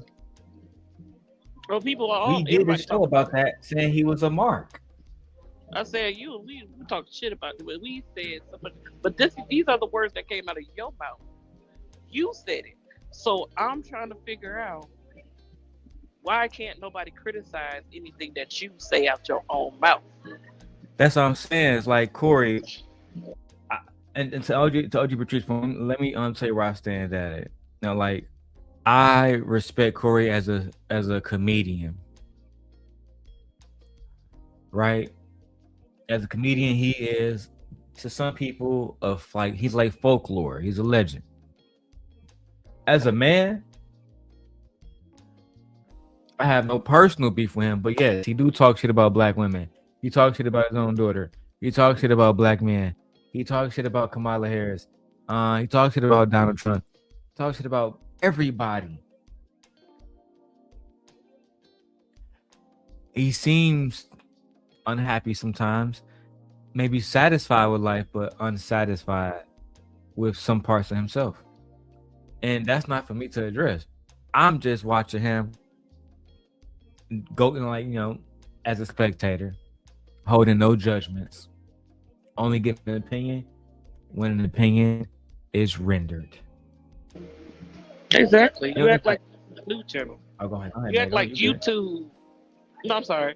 I said you act like YouTube is a news channel. Yeah, it's certain people who are journalists that report news on YouTube, but YouTube is not a news channel. This is a place where people post movies and not post movies. There's movies on here too, but people that post their opinions on here and their reactions on here. So this is all based off of opinion. It's not based off of fact, especially a reaction channel. And Corey, stuff that you said came out your own mouth. You've had your opinion about Kamala Harris. You've had your opinion about Black Americans. You had your opinion about Black women. You had your opinion. I say you said some things. So if that's the case, then Kamala Harris or VP Harris need to come after you. She should have struck your channel when you was talking shit about her. That's what she should have did. Since you so mad that people are talking about you. But you, your daughter, your poor child, do she even speak to you? But if she do, I was like, she could have struck your channel. She could have literally came out and took you out because you was talking slanderous about her, and she would have had every right to, because you were lying and saying some of the most egregious, nasty things about your daughter. So at this point, Corey, pipe your little fat ass down and enjoy the ride. This is the most what outcome news or probably attention that you'll probably have on YouTube. Be glad. You might as well thank Anton for making you a little famous, because didn't nobody care about no Corey Holcomb. For real. Child. And this video with you mushing a woman is not helping you either. Yeah, you definitely got to just stand on that shit. You can't just, I mushed her, I ain't hit her. Nah, you smacked her, bro. That's the You thing. put your like, hands on her. Players back in the put your day, hands on and they just say, "Yeah, I smacked her, bro." Yeah, you put your hands on her, and guess what? You got hands put on you immediately. It wasn't no back in the dude swung at you, bopped you a couple of times, and all you did was hold his jacket. You didn't smack him. You just held onto his hoodie, and he was swinging at you. So, at the end of the day, don't have the energy that you have. I'm like, you can't sit here and pass your opinion if you don't want your opinion passed about you. How about that? Me personally, for the record, I don't feel like niggas should be hitting a woman anyway. I feel like that's some lame shit. Just me personally, I just feel like it's super corny. I don't even know no other way to explain it. Like, there's no footage of me putting my hands on a woman because I just want to do no hoe ass shit like that. I just couldn't understand why like real talk. Even when Christiana was like punching me in my face and shit, I literally just held her hand back and shit, held her back like this. Oh damn, I'm blowed. Let her back more. I'm like, bro, calm down, blood. You know what I'm saying? Because man, it's like if I really get out of body, take my glasses off, I probably end up hurting. I ain't about to have Leia looking at me like, oh, so you beat the shit out of my mom one day? Absolutely not, nigga. So no, bro. I take them punches, you know what I'm saying? And she ain't even, as you can see, it's almost like I never got hit. Anyway, man. Let's go back to Corey Holcomb, my wife in the chat. And OG Patrice said she know him from Chicago. He always been an asshole. And Corey Holcomb got a show called Black Jesus. It's now on Tubi. But babe, Black Jesus, that shit sucks. Paid though. You good now? You don't gotta go on mute. You good? No, you know I got the music, so I'm gonna go on mute. Oh, you get? You at work? I'm tripping. No, I'm just like, but he's still getting paid. If I do a show today on Tubi, I'm getting paid. So yeah, it's not HBO, it's not Cinemax, but I mean, it's still an accomplishment. That's all I'm saying, B. I haven't seen the movie though. I don't watch Tubi. Don't nobody really watch Tubi. The hell? Yeah, me neither. My wife, he said it's not his show. He's one of the characters on the show. It might be where I don't know. Yeah, let me keep going. Slow. And Tampon, hey, I'm gonna pull you out the bag. Y'all phony, dog. Y'all phony. And I ain't gonna lie and say I don't understand it. Cause there's so many people out here want me to say their name. Boy, it's motherfuckers talking shit, like egging me on, like the type of shit where they test you, where you be like, hey, fuck you, motherfucker. I ain't finna say y'all names. Swim in the underground and drown, you trash motherfuckers. Swim in the underground and drown. TMZ made a campaign to destroy my name, and I done lost a lot of gigs due to this. Wait a minute. Wait. But is it because of TMZ or is it because of your actions that you got caught in? See, the video that TMZ put out, you thought didn't exist. You forgot? You didn't know that video existed until police released the video showing that other female comedian was not lying. See, it was your word against her word. But when the video shows that you aggressively walked up to her and smacked her, hey, TMZ was doing what they usually do. Report news. Report shit. They doing their job. So that and then people took their position.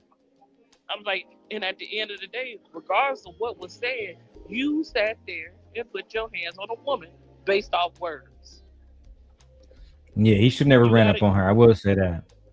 I'm like, you got in your fifis and walked up on her. and then you got dealt with by whoever was with her, because it was only one man that literally swung at you. And As I soon will as you say, hit her, give legitimate argument there that if he was gonna run up and hit and mush her, then you could have mushed Anton. I ain't say hit him, but if you mushed her, then there's a possibility that you could have mushed Anton too, but you didn't, which leaves an argument that you might be, soft. that's what I said to say. When that, like, you know, my opinion as far as that interaction, it was like one chihuahua back barking at another chihuahua to me, because neither one of them was gonna do shit. Neither one. He wouldn't have been able to say really get active. I'm like, he wasn't gonna sit up and say suck my D, and you not sit up and do nothing about it. And I'm like, moving a woman out of I would have got up and smacked the dude. It ain't no ifs, ands, or buts about it. I would have needed you to repeat it. That would have made no sense for you to repeat it, because you heard exactly what he said. But you also said backdooring it, which was a gay slur. Well, you know what I'm saying? It was homosexual. What you mean backdooring it? And you said it a couple of times. So, I mean, y'all both disrespected each other. So, hey, shit. I'm like, hey, you can't get mad because somebody says it's my D, because y'all say that to each other all the time. I mean, subliminal shit. He should have just kept it 100 and just led with that shit if he was gonna go there. I was like, I'm like, y'all was calling yourselves pulling each other cards, and that, y'all was pretty much having what they say, a dick measuring contest, of slinging swords, fighting swords. Yeah, like but yeah, you're supposed to lose a lot of money after that video come out. Yeah, you're supposed to. Sorry, not sorry. I'm interested in seeing exactly what the lead attorney actually said now about the nigga and about the case, because, like I said, from when I was watching it seemed like he was kind of splitting it right down the middle. He wasn't on either side. But I don't know. Maybe bro just was offended just because people talking about him. That's what come with this shit. You gotta just understand it. I mean, on YouTube, even when you a nobody like me on here, people still talk about you. That's just what it is, bro. You gotta live with it, man. Let's go. Can't stop me. Let me tell you why you can't stop me. I'm talking about you destroyed my credibility and everything, but the streets know who I am. I was with the streets this weekend, the homie birthday party. Damn. So that's all you care about is the streets credibility. You lose some of that too. Some people in the streets don't like to put your hands on women. Real men from the streets don't like putting your hands on women. It's definitely not something that you can defend. Now, some people are saying that the girl hit him first in the video. How? And it don't really matter because his life wasn't in danger. But just like in that video with lead attorney that we got the fans watching, lead attorney said that if a woman, even brush up against him, he can beat her to a pulp. So I mean, I guess it all depends on who you like brush up against, nah? Okay, so it's people in between us. I'm standing with you. I know y'all stand about a good 3-4 feet amongst each other. How did she hit you? Because you had to walk up on her in order to even smack her. You had to walk up on her. So how did she hit you? And where is the video where she approached you and hit you? And you returned the favor? Okay, I get what you're saying. Because that's on YouTube. You can pull. I'm like, we can pull it up right now. It's on TMZ. You can pull that video up right now. Full video, full mask. Nah, the reason why I didn't never react to the video is mainly because it has violence. That's the main reason why I didn't do it. I know I saw other people doing it, but as soon as I try to do something somebody else did, next thing you know, channel getting gang. Yeah, channel getting flagged. Yeah. I mean, you can blur it out, but you can literally see who Yeah, approached you and who if I do a touched reaction who. to it, like a pre-recording, I definitely break it down. And I have seen it on other people's channels, like Three Attorneys. That's what I'm saying. Like, it's no ifs, ands, or buts about it, baby. You walked up on that woman. You can't do that's indefensible. You walked up on her. She didn't walk up on you. She didn't say nothing like she probably called you bitch, nigga, whatever. But you walked up on that woman and put your hands on her. You can't. Well, the streets still love me. What? I'm not concerned about the streets, bro. You gotta, like, I mean, we like Corey. Like I said, people gonna go see you as a comedian for now. Well, they find out that you're a kind of man that beats a woman. Imagine a man trying to go take his girl on a date. All right, babe, we're going to the Corey Holcomb stand-up comedy show tonight. You know what I'm saying? I ain't talking about some girl you smashing. I'm talking about your wife, nigga. She gonna say, no, I'm not going. I'm not supporting a nigga that talk about his own daughter that way.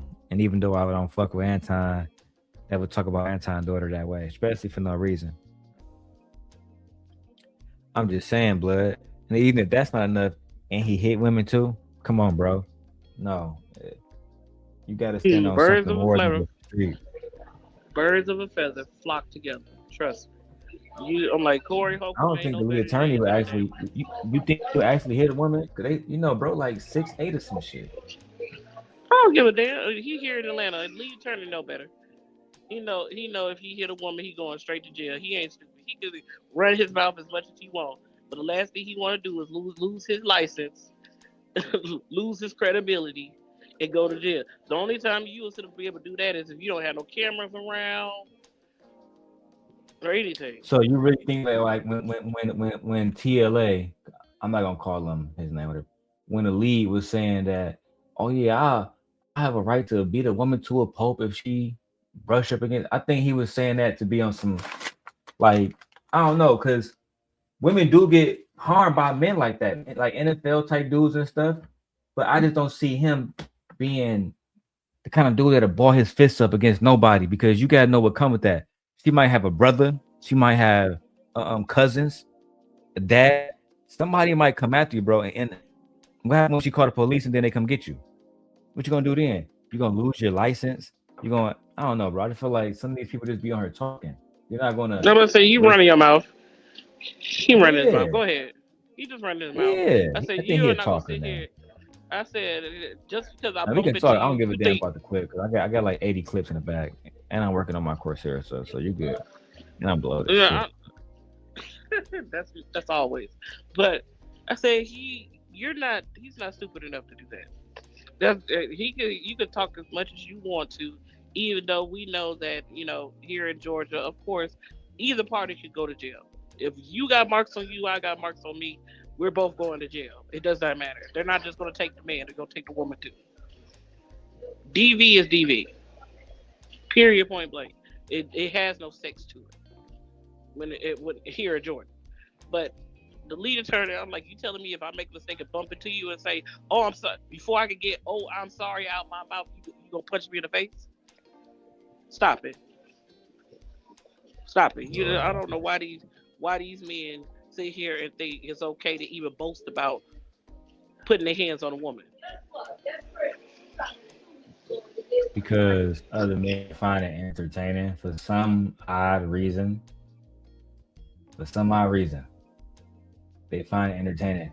Man, I smacked the shit out that last night, cuz. It's not cool, bro. It's not the 80s. It's not the pimp culture no more, bro. It's over. We got daughters and shit now. Like, we not kids no more.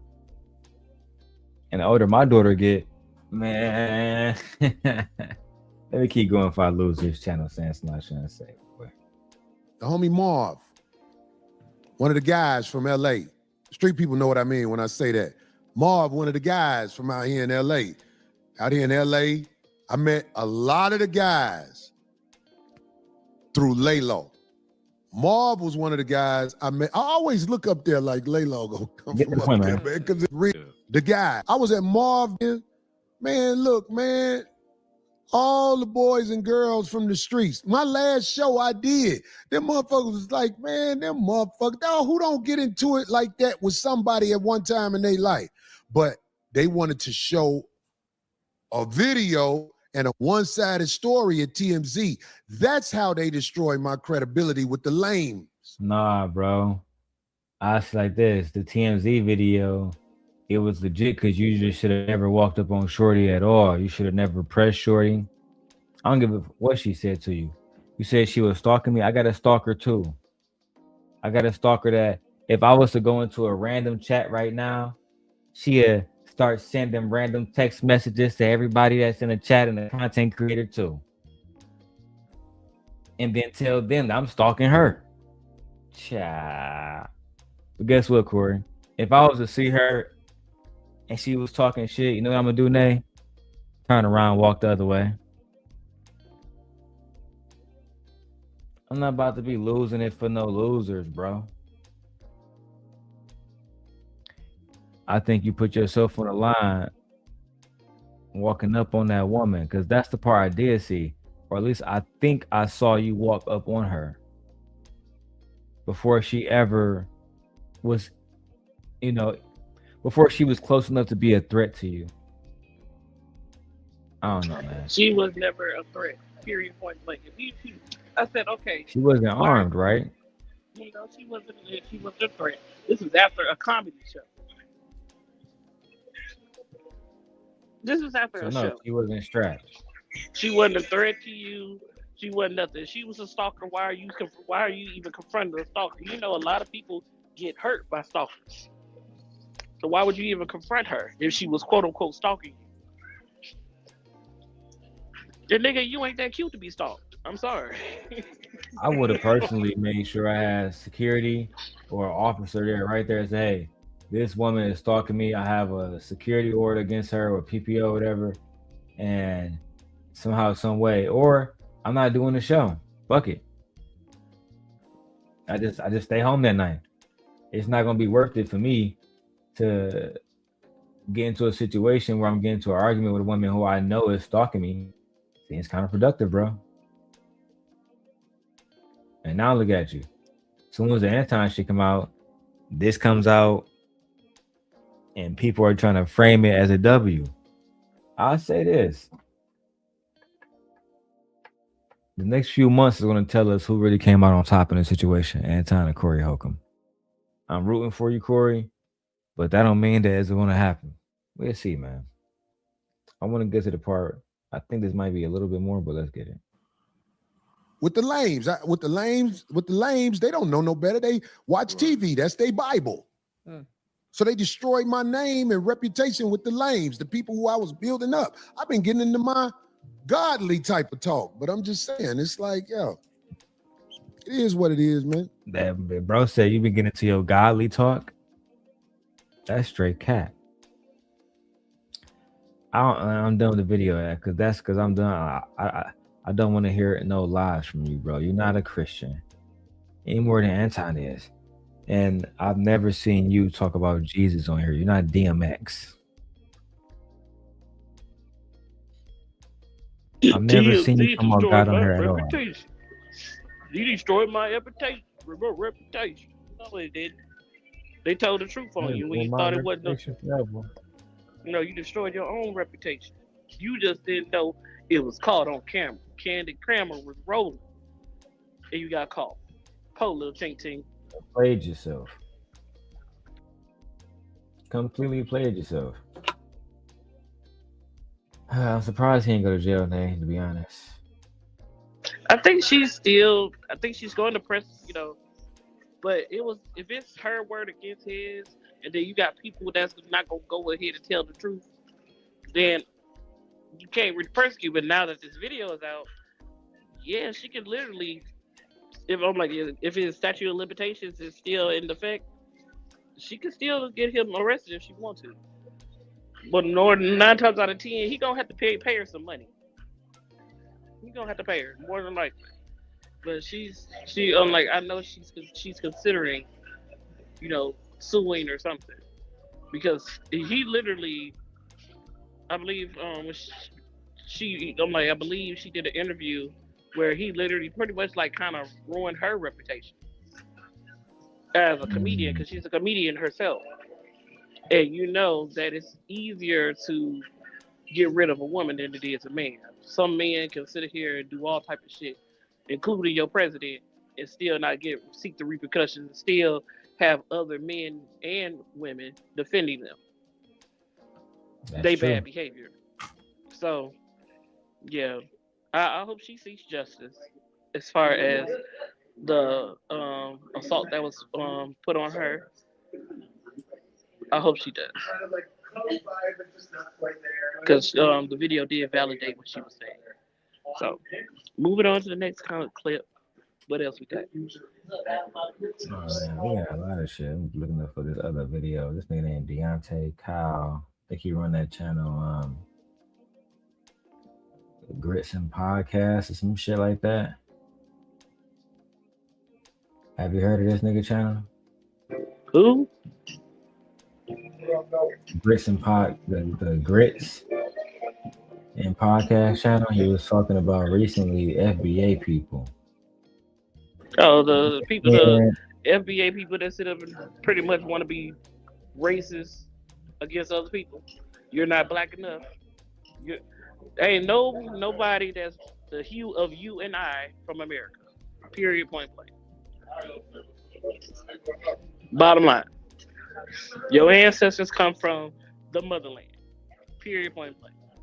Now you had some indigenous people who were of our hue, but you cannot guarantee because how we were tracked, we were tracked by our original names. You forgot our names were changed, language was changed. They didn't. Man, I don't know nothing about the situation. I want to review it before we break it down. Oh.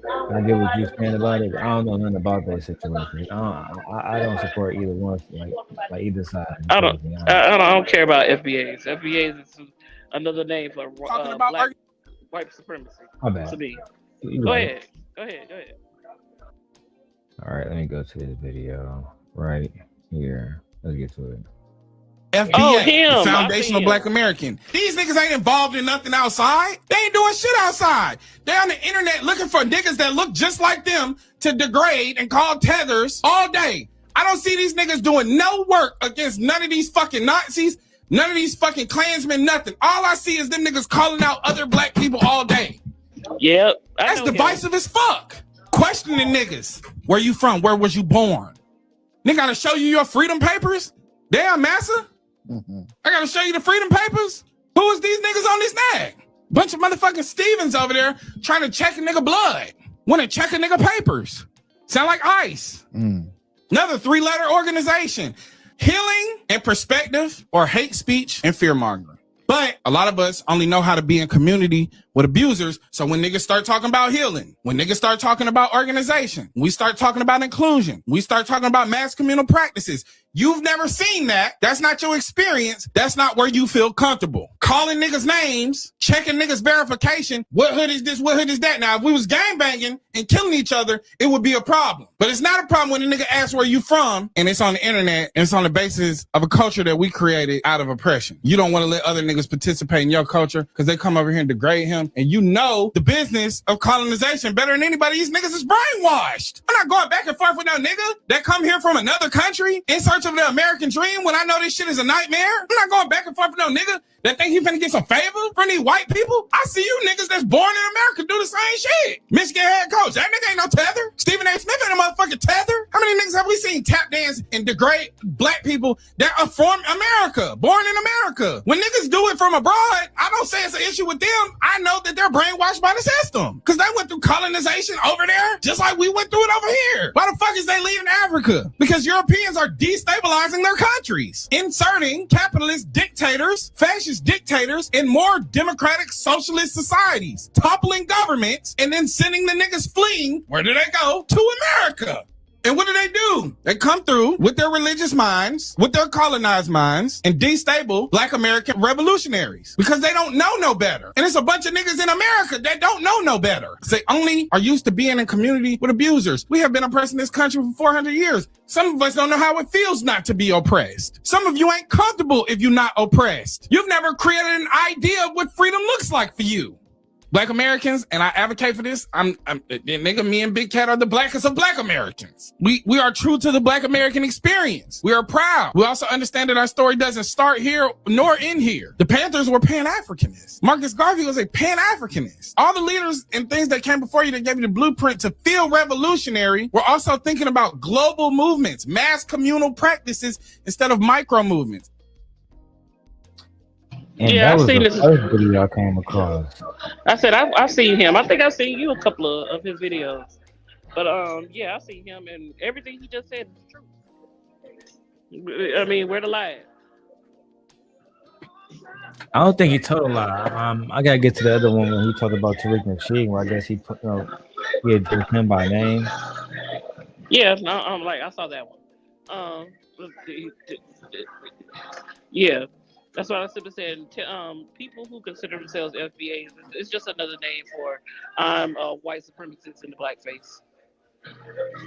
Just because, it's another tactic that white supremacists use to make Black people believe that they actually come from America.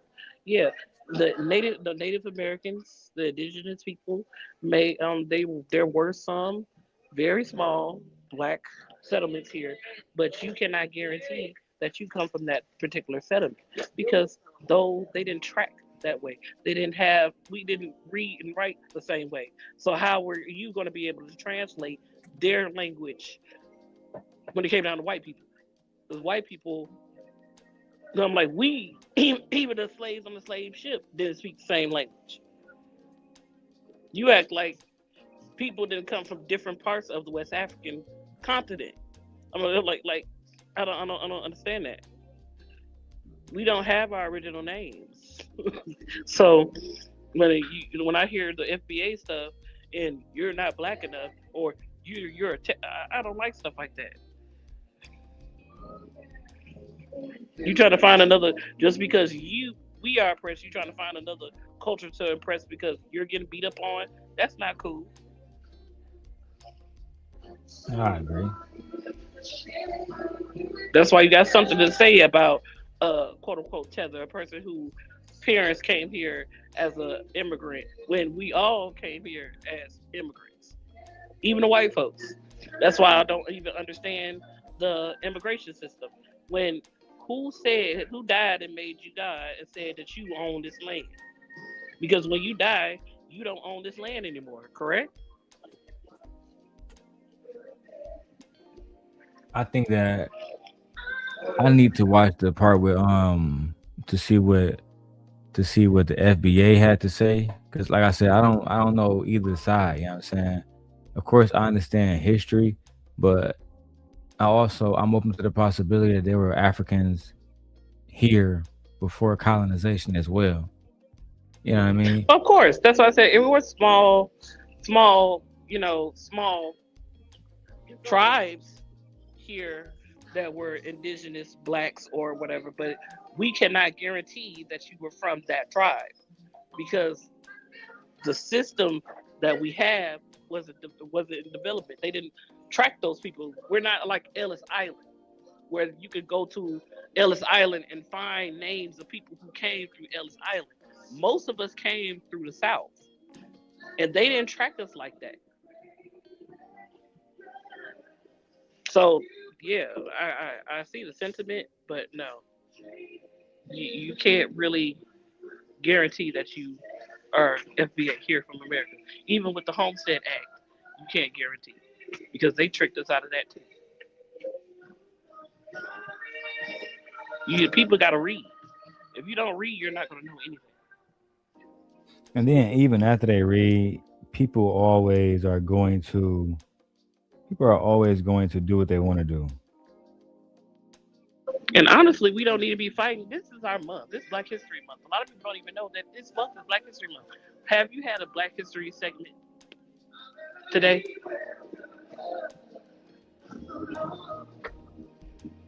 Let's keep going. We can go back and go to the other video. You didn't answer my question. I said, did you have a Black History segment today? They have a Black History segment? Yeah, it's Black History Month. Hell no. See? I was like, Joe, we have gotten so distracted by what's going on in society that we are forgetting our own month, even though Black History is everyday history. We are forgetting our own freaking month because Black history is being taken out of everything. These children are not going to know about our history. We invented everything. I can respect that. Yeah. If you're taking it out of the books, if you're taking it out of schools, if you're taking it out of museums, if you're taking it out of everywhere, how do we know our history if we don't teach it to them?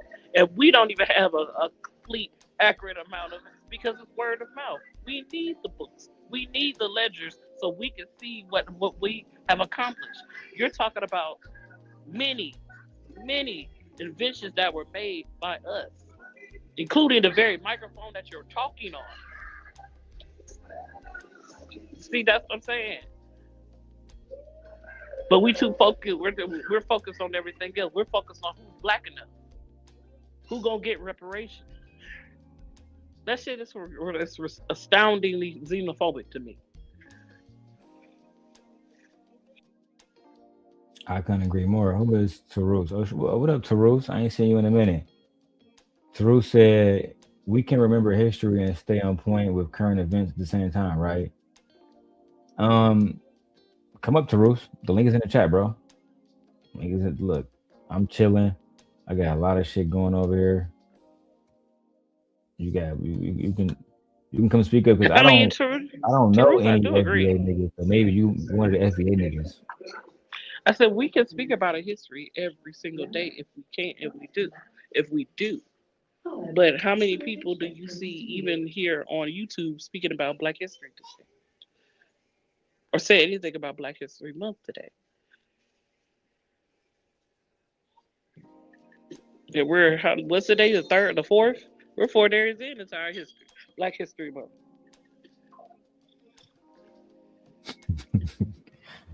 All right, let's see Tariq Nasheed response. I'm getting a lot of pettiness going over here in my background. Let's get it. Sassy punk. There was a big fat sassy punk, a DNC puppet. He did all of the DNC talking points. This is something coming from the DNC. Let's be very, very clear. You know, they do the thing where they try to frame it as a group. They do a little straw man where they try to frame FBA as a group and then try to attack that. They're attacking the lineage. You know why? There is no group. There's no organization. You're not attacking something that doesn't exist. You're attacking a lineage of people. There is no group. There is no leader. When they start bringing me up, yeah, that leader, y'all ain't outside. The lineage and our delineation. What's going on, my brother Tariq? Hello. Hey, nice meeting you, Mrs. Puff. Darrel, been way too long, by the way. I know we've only had a slight couple interactions, but I'm glad you're still doing your thing. Oh yeah, man. You know me. I'm just, YouTube blessed me, allowed me to come back. So now I'm taking full advantage of it and enjoying it. You understand me? Yeah, I understand me. So ultimately I'm having a good time.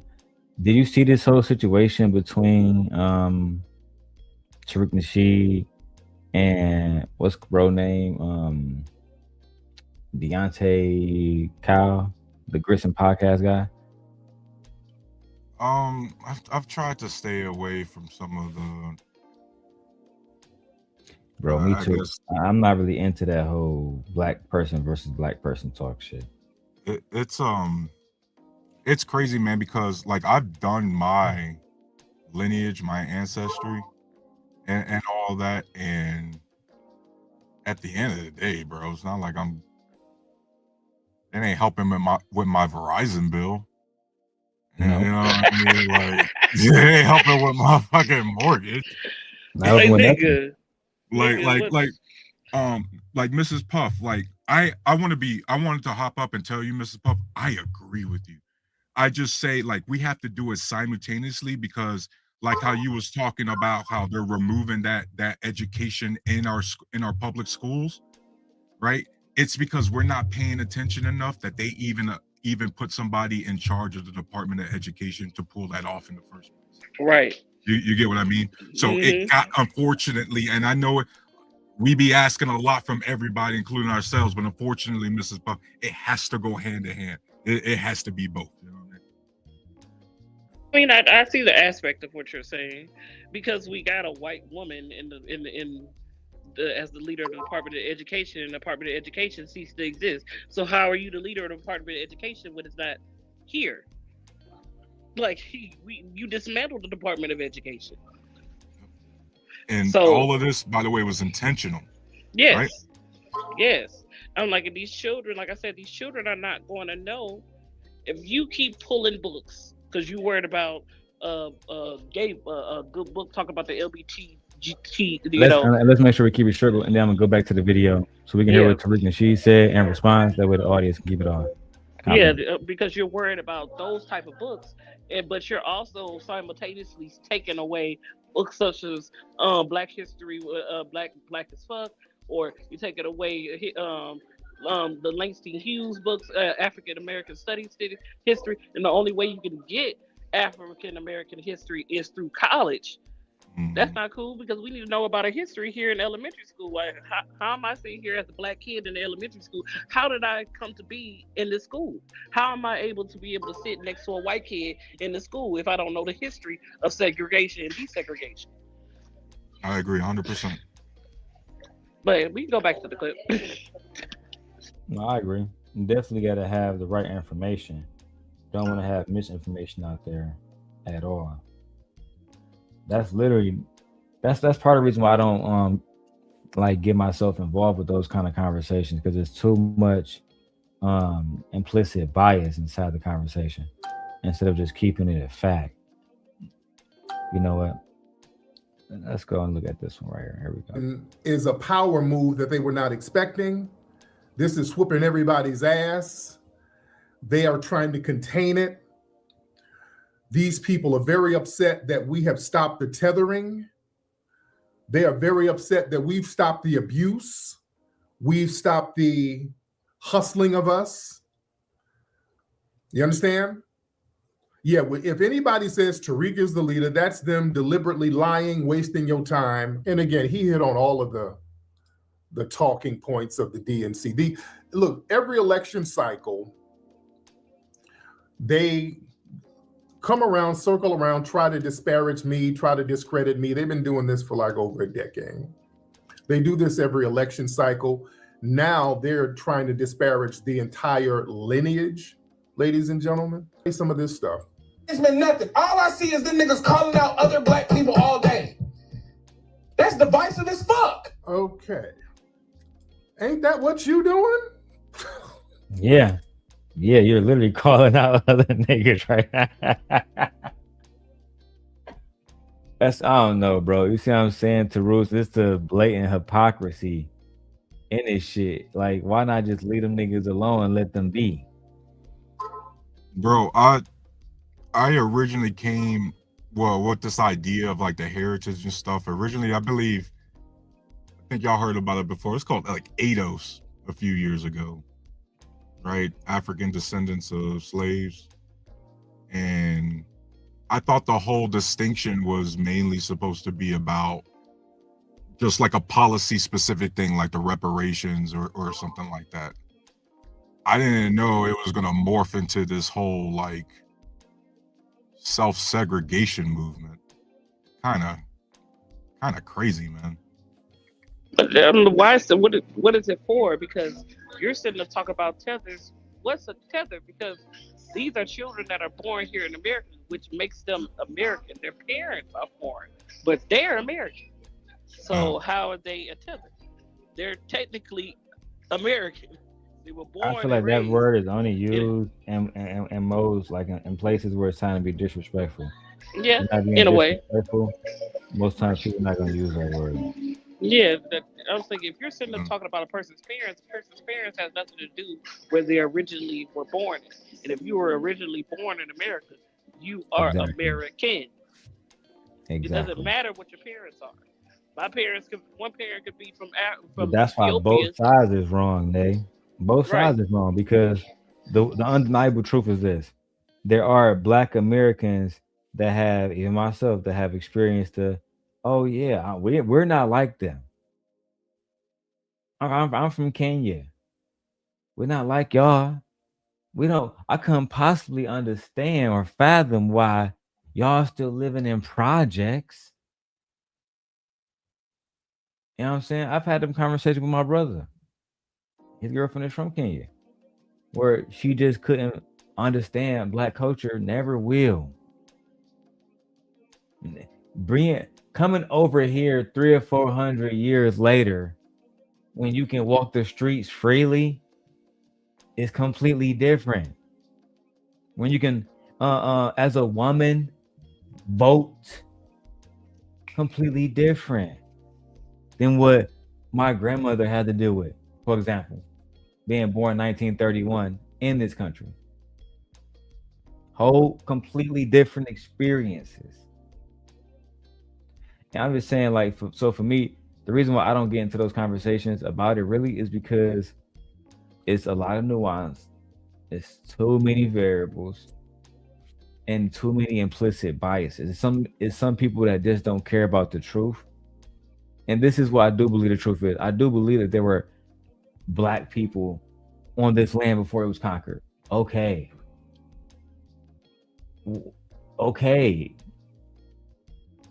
I think people like Tariq, he make very good arguments about why I would support Tariq and his movement before I support the Grits and Podcast guy. Let me tell you why. I can play video for video before I keep going to Tariq. That nigga said, y'all niggas this, y'all niggas that, y'all blah, blah, blah, blah, blah, blah. Bro, you sound like a street nigga. You sound like you want to be on some positive shit, on some want to be sim shit, but deep down inside, you checking this nigga right now. And you doing it with no decorum at all, no respect at all, bro. You never, in the video, I never heard you, because he said he was there for understanding. Did you say, I'm gonna go to Tariq and ask them, why do they think this way? Why was this movement formed versus ADOS, from my understanding, right? American descendants of slavery versus foundational Black Americans. From my understanding, those are the two groups. So have a more gentle conversation. He seems like he want to be divisive. Like he's telling people to pick a side just as much as they are. And then you're the Jedi looking yourself in the face wondering what's the difference between you and a Sith. And there really isn't anything.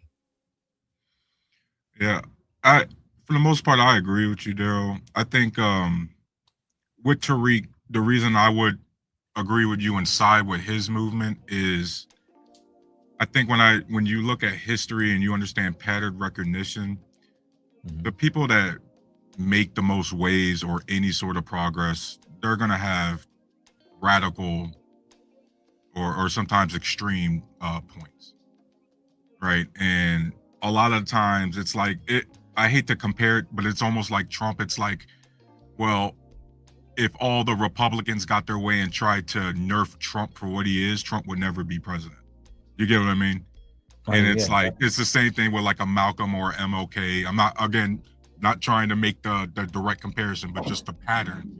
It's like, well, if you're just trying to be like, hey man, calm it down, but he's the one with the movement, then who's the big problem? You know what I mean? And then on top of that, though,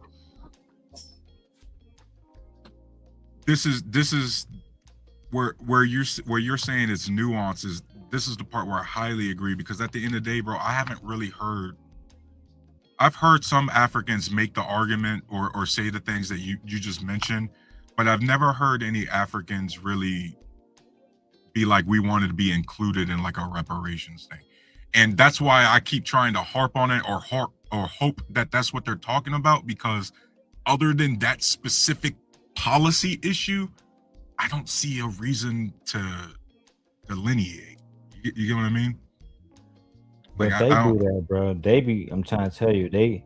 I think it's a tribal thing. I really don't think that it's a like something that they do out of spite.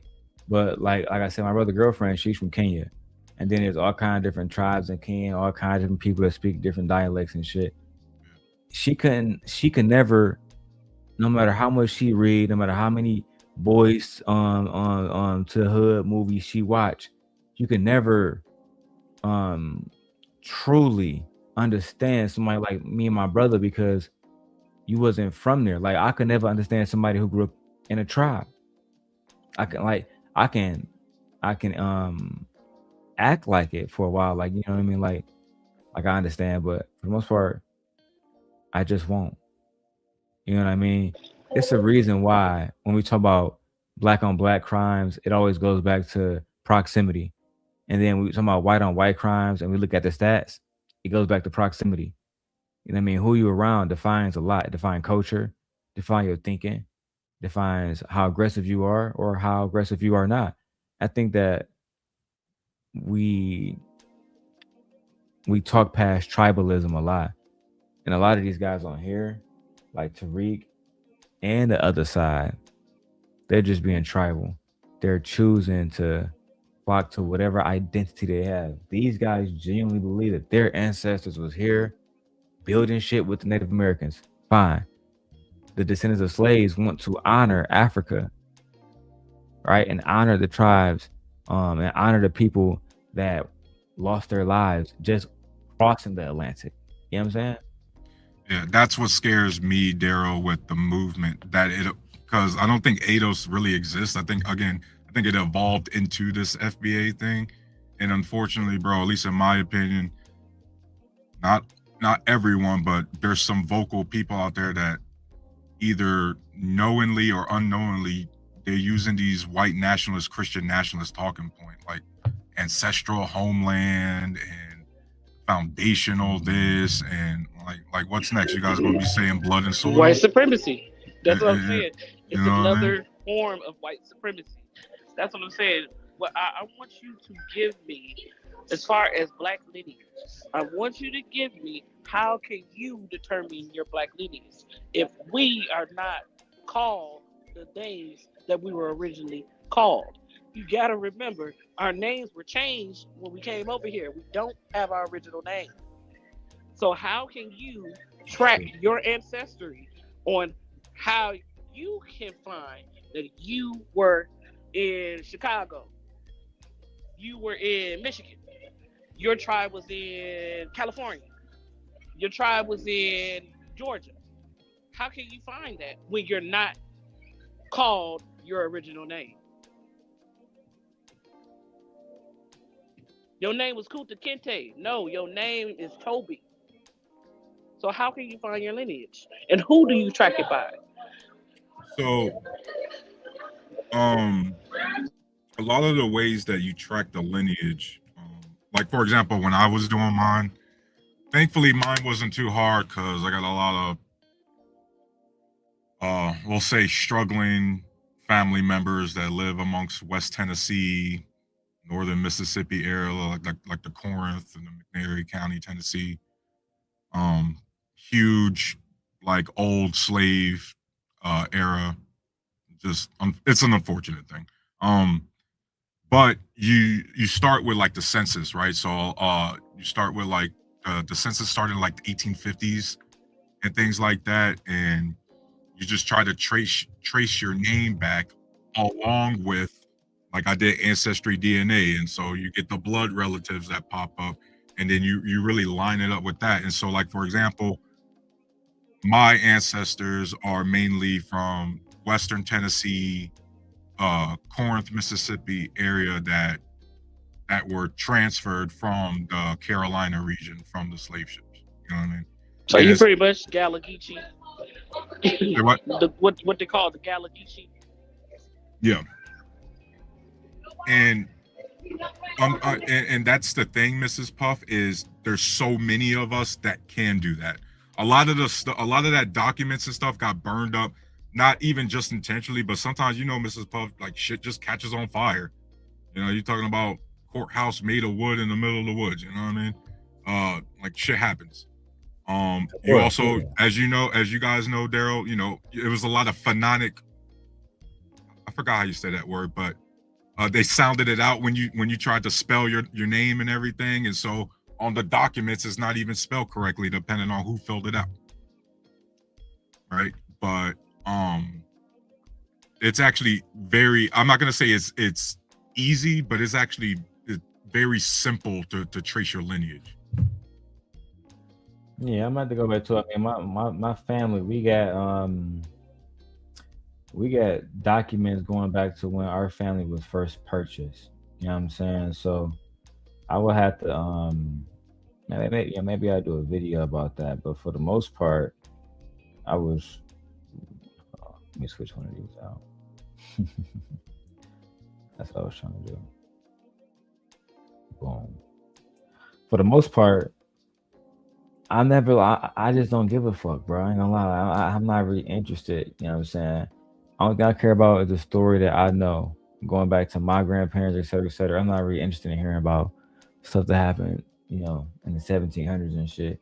That's just me, though. Maybe one of the kids or somebody else in the lineage might want to know, but just me personally, I have so many other responsibilities. I just don't give a fuck about that. Yeah, like, Nasheed, man. Yeah, no, I'm kind of, I'm kind of with you with that. Like, I really don't. Excuse me. I really don't care about the FBA stuff. I mean, I've been in America all my life. That's all I know is American culture, black culture. Anything else is like null and void. I'm trying to figure out. I want to progress past this. Like, I want my rights back, so I'll be able to do what I want with my body. I want us to be able to tighten the wage gap. I want minimum wage to go up so we can live and prosperity. That's what I'm worried about, progression. I'm not sitting here worried about who gonna get money, who gonna have land, who gonna get, because if that's the case, you're gonna be fighting about that for years on coming. Like, we're gonna be fighting for that forever. So yeah, I'm worried about progression right now. I want to move on. I want to be clear, guys. I did it for pure personal hobby reasons. Like, just to remind you, Darrel, I'm 100% combat PNT from the VA. Okay, that's cool. I got nothing but time. Okay. And I just did it just because, like, I do want to, you know, I'm not gonna lie, there's that something inside of me that do want to know, like, where I come from.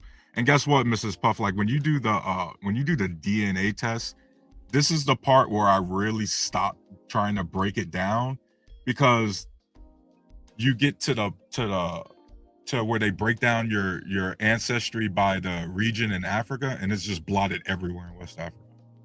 So I was like, you get what I mean? And obviously, as you know, that's because once we got, as you know, we got here, our ancestors got here, and then they purposely split everybody up, changed the names, all that kind of stuff. And so you got a bunch of Congolese people mixing up with people from Ghana or Nigerian, and so on and so on, because it doesn't matter anymore. You know what I mean?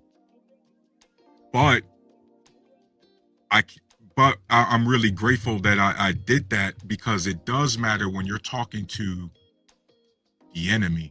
And for me specifically right now, the enemy is conservatives who always love talking about their heritage, this and that. And then doing my heritage, Mrs. Puff, I then find out the real history of this country, and I go, wait, that's not your heritage. That's not how you guys describe this shit. And so by doing that, now I got a better understanding of what this country is and isn't. You know what I mean? Just the personal journey. Okay, that's good. I'm glad that you did take that journey. And you know, it's another it's another ancestry you can do as well. I think it's called African ancestry, because the 23 is good, but they say you can also do the African ancestry if you really want to know exactly what tribe you came from. Yeah, you do the they combine it. You can do the 23andMe for the, like you're saying, the generalized, more broad, and then for like the African specific, if you want to break it down by tribe, that's what the African is, and they're really accurate too. Very, very accurate. Yeah. But anyway, back to the tether to the Sheed, because you were tethered to Sheed. Ain't that what you're doing? How was that divisive? And that's just what you're doing. You ain't outside. You're too big and fat to be outside. You inside eating. So again, all of that trying to frame FBA as a group that's outside and all that stuff. Well, you got a straw man argument about a group that don't exist, and you're complaining that the non-existent group is not outside doing group stuff. Yeah, there is no group outside because there is no.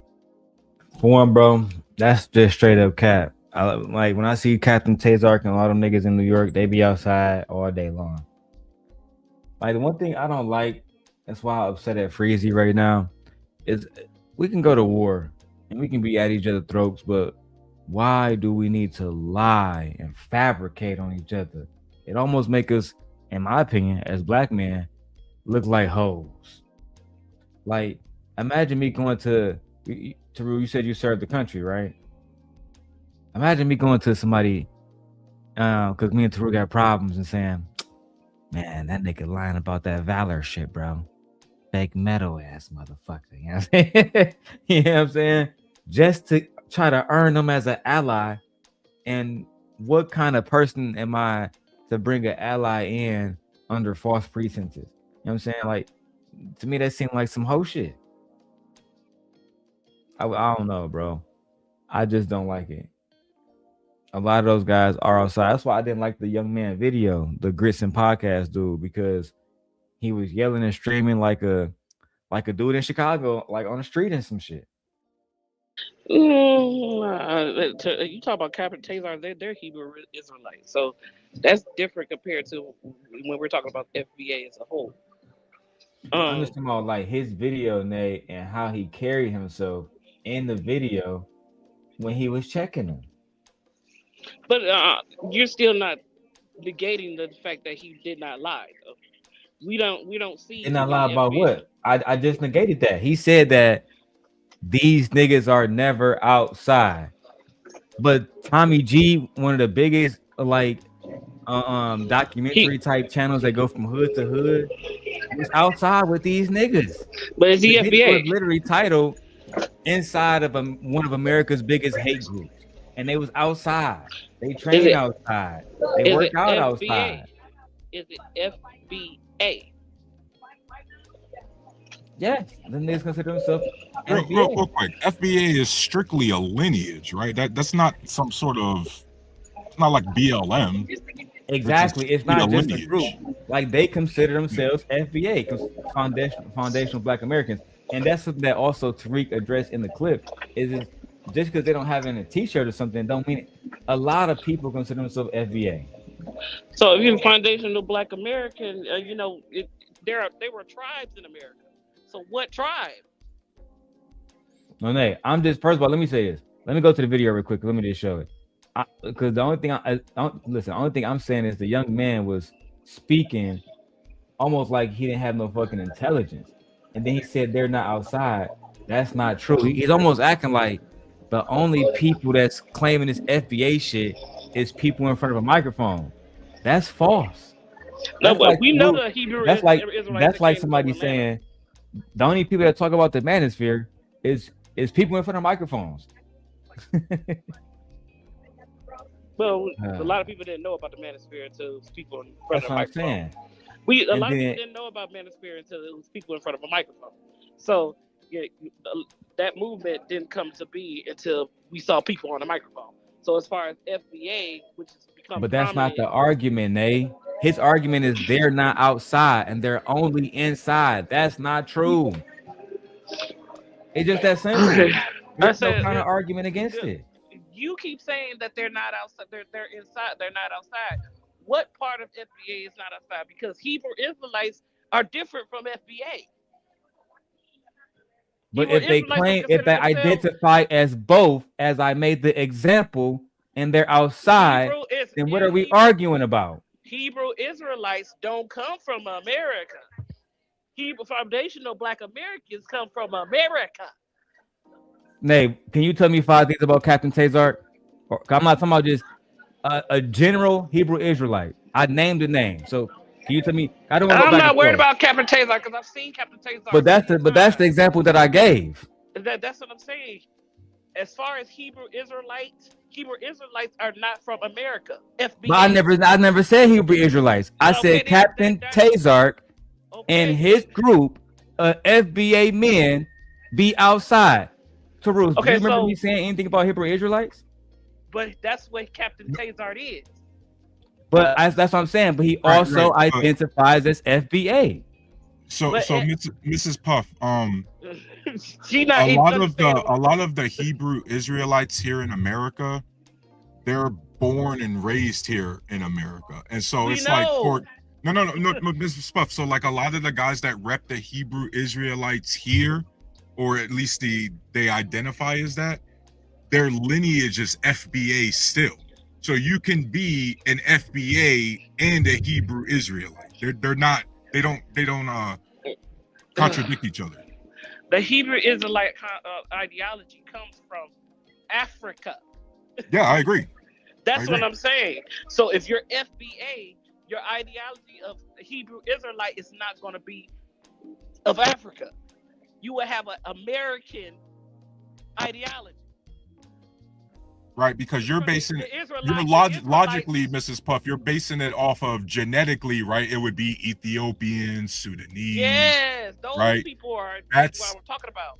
I'm like, Mrs. Puff, I know the ideology. You know, you got to remove logic out of this, Mrs. Puff. Oh, okay. Well, my bad. You know. Now we're getting into the social construct area, Mrs. Puff. I think you know that. You know that. Because I thought I was just sitting here. Because I'm like. America, I'm like, because we're a melting pot of different religions, of course, and of course, even the Hebrew Israelite ideology was still whitewashed, white made. So if we want to go down that path, right, and down that path is East Africa, Middle Eastern origin, not West African origin. I agree, but that's what I'm like. What are you talking about? Yeah, but because it's an ideology, you can be both. I know, I understand. Just like when they used to talk about Antifa and stuff like that, which it means anti-fascist, but Antifa is a anti-fascist ideology. You don't believe in fascism. I understand what Darrel's trying to say, but at the end of the day, if you're talking about you're practicing a religion that is not of America, then your lineage is not really from America. You were born here in America. Everybody's lineage who was born here in America is going to be American. How do you prove that your people, your lineage, is from America alone? So let's just put an end to this, because none of that had nothing to do with the fuck I was saying. Are FBAs all online? Yes or no? No. So why are we arguing about it when I said the young man's point was that all FBAs are online, and my only point was that the nigga was lying? Why are we talking about everything else? Because at the end of the day, nobody even cared about FBAs. This became prominent in the past few years. It wasn't a big deal. Even Adams wasn't a big deal. FBA just became a prominent thing in the last 10 years? That has no correlation to the point I was making. But, like, taking shots at saying FBAs are only online to try to present himself like he's the opposite. That was my point. We can't really pinpoint a policy, a structure. I'm not talking about Captain Tazark. A policy, a community, or anything that benefits Black people who is financially Black American. We cannot sit up and pinpoint what they have done to help us as Black people. I think that's what he's talking about. Yes, we can. Who? And to the bigger and that goes to Darrel's bigger point that again most of the FBA, respectfully, Mrs. Puff, most of the FBA people are not online. They're out in the street. You gotta mute while he's talking. It's hard to hear him. Most of the FBA aren't online. They're out in the streets. That's why you have these local and state level reparations programs that have been passing over the last few years, right? Because these are grassroots level, like California. Hell, I think there's a state here in Illinois, up here in the Midwest, right? What, Darrel? Evanston. Yeah, Evanston. I've heard of Evanston. And you got all of these spots over the last 5 to 10 years, Mrs. Puff, by grassroots efforts by ADOS, right? Or FBA, however you want to describe, however they're describing themselves now, at least the people that are really moving in the streets. They are not online. They are out here actually getting these policies at a local level passed. Yeah, I'm like, yeah, but I'm like, I think this particular video, he was talking about Tariq Nasheed. I haven't seen Tariq Nasheed anywhere as far as the movement, as far as the Captain what's his name? Captain Tazar. What's the other one that's from New York? The not King, is it King? That has a school in New York. You have a couple of people in Evanston. I said those people we see. We're talking about Tariq Nasheed that just started claiming FBA. No, I was only addressing, like I said, I don't know either one side. I was only addressing the fact that he was trying to present it like the nigga's not doing nothing outside. He didn't mention anything about politics. That's something that you're interjecting.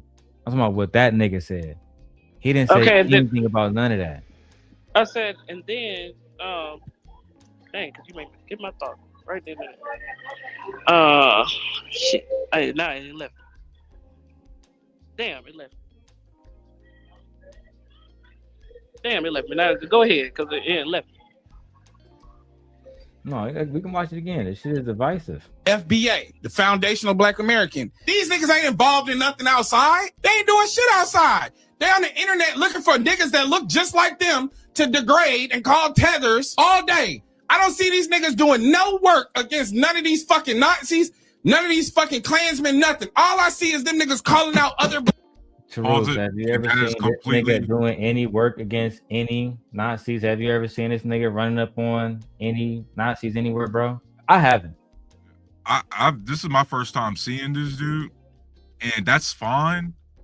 But as you know, Darrel, everything he says is 100% false. Like yeah, I've seen a couple of FBAs run up on Nazis, especially the people in Ohio. I think I don't know if they were FBA, but the men and the black men, I don't know if they was part of like the Black Panther faction or whatever. I don't know if they FBA because Black Panthers were more radical than, anything. I agree. They ran them out of Ohio. Yeah, in Dayton, Ohio. I live in I live in Cleveland, but in Dayton, Ohio, Southern Ohio, yeah, remember that early last year, they ran them Nazis out. That was doing a little rally and crap like that. And that's what I'm saying. Like, Mrs. Puff, that's why like FBA is not an ideology. And unfortunately, there's some loudmouths on the internet that make it seem like it's an ideology. It is purely lineage heritage. Like, you could be a conservative or a liberal or a Democrat or a Republican and be FBA. Hell, you cannot identify as FBA and be FBA. You get what I mean? But I thought that those people aren't outside doing anything, that is just fundamentally false. I said, now, I'm like, because I know I've listened to Tariq Nasheed before. I thought ADOS and FBA are actually fighting now as well. I thought both of them are now fighting each other. I was listening to Tariq Nasheed radio show. And, he'd be on Twitter. And it was a guy who was considered ADOS. And him and they were going back and forth. And I thought ADOS and FBA were pretty much like the same. It's the same in a way. They are. But I thought now they're saying they're fighting. Yeah, I hate who's more blacker, who's more of a tether, who's all that. Technically, everybody in America is a tether. If you want to be honest, if you want to, Right, Mrs. Puff. You know how there's like in the Republican Party, you got like MAGA and the Tea Party. and they kind of evolve from one another. They're kind of similar. There's like a lot of overlap, but then there's like, or like you hear them in the Congress called the Freedom Caucus, these kind of things. It seems like this is what the ADOS FBA is starting to evolve into, where it's a splinter group amongst a niche faction already. You get what I mean? Mm-hmm. I would agree. That's why I said before, bro. I stay out of it because there's so much implicit bias. Too many variables. It's a lot of nuance. Like you said, it's a lot of nuances in it. But I still don't like the divisiveness of, you know, the message that FBA is doing, or ADOS. Like, we're just all Black Americans living in America. Honestly, we already know that, you know, Africans, if you want to talk about reparations, we know that Africans migrated or immigrated from here in the past amount of years. Of course, they don't have, you know, they're not going to get that type of reparation as far as we are concerned, you know. But, you know, people sitting up saying, oh, you're not Black enough because one parent's from Jamaica, but you can literally trace when they came and all that type of stuff. That's too much. It makes divisiveness in the Black community. We are already divided as far as colorism is concerned. We're already divided as far as social status is concerned. We don't need another thing to divide us in infights. We don't need another. We actually need to band together and get rid of these white motherfuckers. That's what we need to do. We need to take our power back. That's what Darrel, what do you think? What else do you think he meant by outside, other than, you know, the policy, or at least, you know, like Mr. Puff had mentioned, you know, pushing back on some of the protests and stuff. What does he really mean by that? He meant any of that stuff because based on his tone. I can't glean into that he had an intellectual tone, and this don't sound intellectual to me. Black people all day. That's divisive as fuck. Questioning niggas. Where you from? Where was you born? Bringing this shit up multiple times. Since you want to ask me, I'll let him speak. Nigga, gotta show you your freedom papers? Damn, massa. I gotta show you the freedom papers? Who is these niggas on this nag? Bunch of motherfucking Stevens over there trying to check a nigga blood. Want to check a nigga papers. Sound like ICE. Another 3-letter organization. Healing and perspective, or hate speech and fear mongering. But a lot of us only know how to be in community with abusers. So when niggas start talking about healing, when niggas start talking about organization, we start talking about inclusion, we start talking about mass communal practices. You've never seen that. That's not your experience. That's not where you feel comfortable. Calling niggas names, checking niggas verification. What hood is this? What hood is that? Now, if we was gangbanging and killing each other, it would be a problem. But it's not a problem when a nigga asks where you from and it's on the internet and it's on the basis of a culture that we created out of oppression. You don't want to let other niggas participate in your culture because they come over here and degrade him. And you know the business of colonization better than anybody. These niggas is brainwashed. I'm not going back and forth with no nigga that come here from another country in search of the American dream when I know this shit is a nightmare. I'm not going back and forth with no nigga that think he finna get some favor from these white people. I see you niggas that's born in America do the same shit. Michigan head coach. Bro, like, it's so much emotion in this shit. I can't even grasp what's the true, like, point that he's trying to overall make. I literally cannot grasp it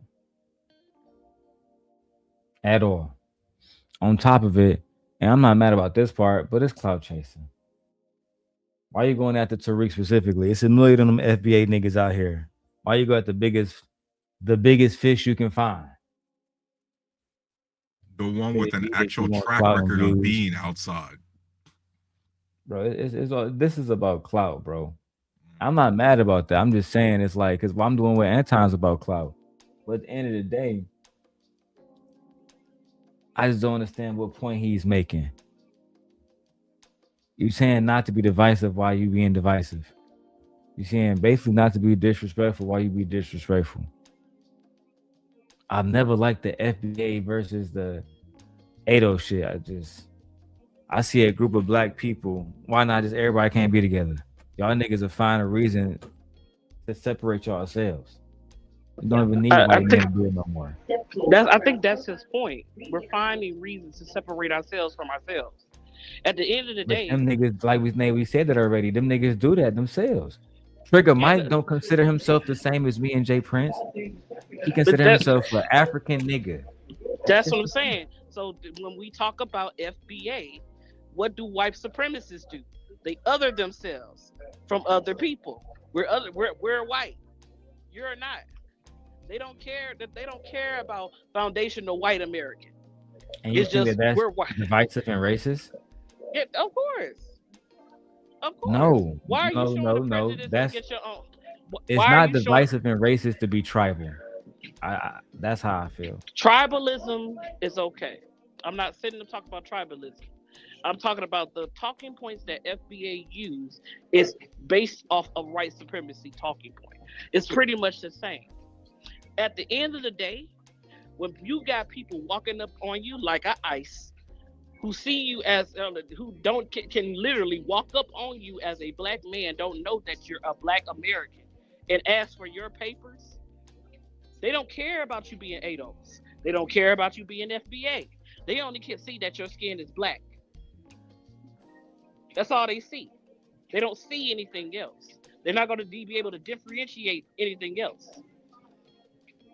I think that's what he's talking about. You sitting up trying to other yourself from black America, black people as a whole, just because quote unquote your lineage is from here.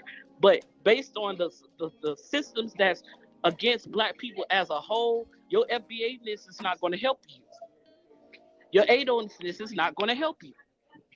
You're still black or brown or light skin, like my light skinned brother on here. It don't matter. They don't see that. They don't care about your quote unquote lineage. They don't care how long you've been here in America. You still a nigga. Period. I agree. And Darrell, that's why I agree with your original premise that the whole argument between them is dumb because, again, other than the specific policy when you're talking about history, American history and a specific reparations policy, there's no reason. Then almost you're going against what this country was supposed to be, which our fellow Black Americans built to make this country be a fucking melting pot.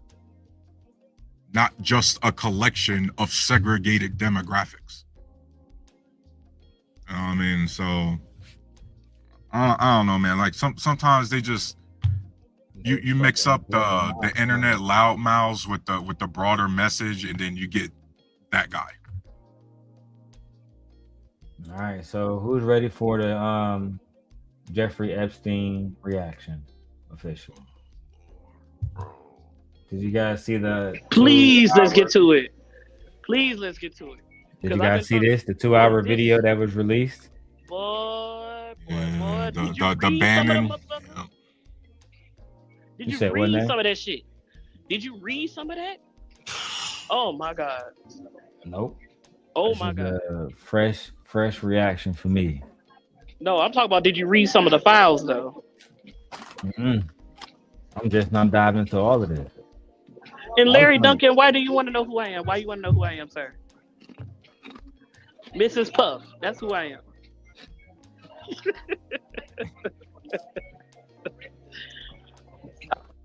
I'm like, I'll send you some of the stuff that was in the files where your president was checking, using his fingers to check, women's JJs and stuff. That's why he used to openly say you can grab him by the pussy. Yeah. Yo, did you see we just call him Andrew now, no longer Prince. That photo of him on all fours on that girl. Oh, you didn't see you? That's did why you see the video? Andrew now. It's not Prince Andrew. It's just Andrew. I was like, did you see the videos of the little girls in the little skimpy outfits that worked at the actual island? Little bitty girls in the skimpy outfits. And I'm talking about literally a grown woman supposed to be wearing this outfit. Little girls. It's so disgusting. Thanks for letting me chop it up with you guys. I gotta head out, man. All right. Thank you so much. Peace. Peace, brother. All right. I wouldn't be caught dead as Anton's wife. Don't try me.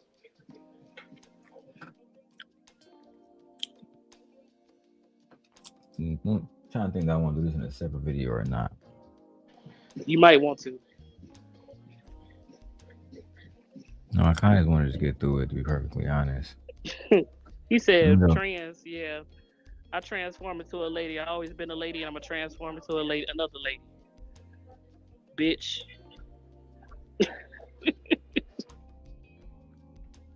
I'm going to ban him because I don't need those distractions, bro. We're trying to make content. I'm going to ban him out the chat. You can go and get past that. Then we're going to Steve Bannon.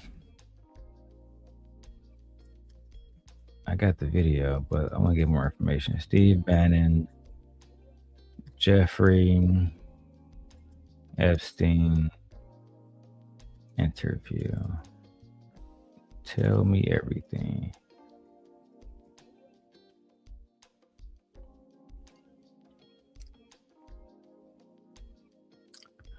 At least that's what I believe this is. Let's fuck it. Let's start it. Walk me through the Santa Fe Institute. What was it about the time of the math? And this was in the late 90s. So they're not going to hear me on this part, right? We're going to do it both ways? It will not be on the video, but we do have it recorded. Fine. Remember, when you're answering on these questions, I'm not in the shot, and they're never going to hear my voice. So a little bit, you got to repeat in your answer, you got to repeat what my question was. Oh, a little bit. Okay. Santa Fe Institute. All right, so I got more information about it. It says that Steve Bannon conducted a roughly 2-hour interview with Jeffrey Epstein around 2019, which was just released by the Department of Justice on February 2nd, 2 days ago, 2026. Steve Bannon reportedly has about 15 hours of total audio from his conversations with Jeffrey Epstein, or I guess we can just start calling him J.E. They don't like his name in the algorithm. But anyway, let me keep going. Why, when you're at the top of your game on Wall Street, do you decide to finance, which was at the time, or endow, or become the donor or sponsor, however you want to say it, for what was considered the most cutting edge group of mathematicians in the world? Action. So Santa Fe Institute in the late 80s, early 90s, I was interested, I was on the board of Rockefeller. So that starts, Rockefeller, it's university formed by John D. Rockefeller to sort of give back to the community. It's east side of Manhattan, except it was old. It was sort of old fashioned. They were talking about medicine, and medicine by itself was again subject to the ideas of science. They were trying to use science to find cures for disease.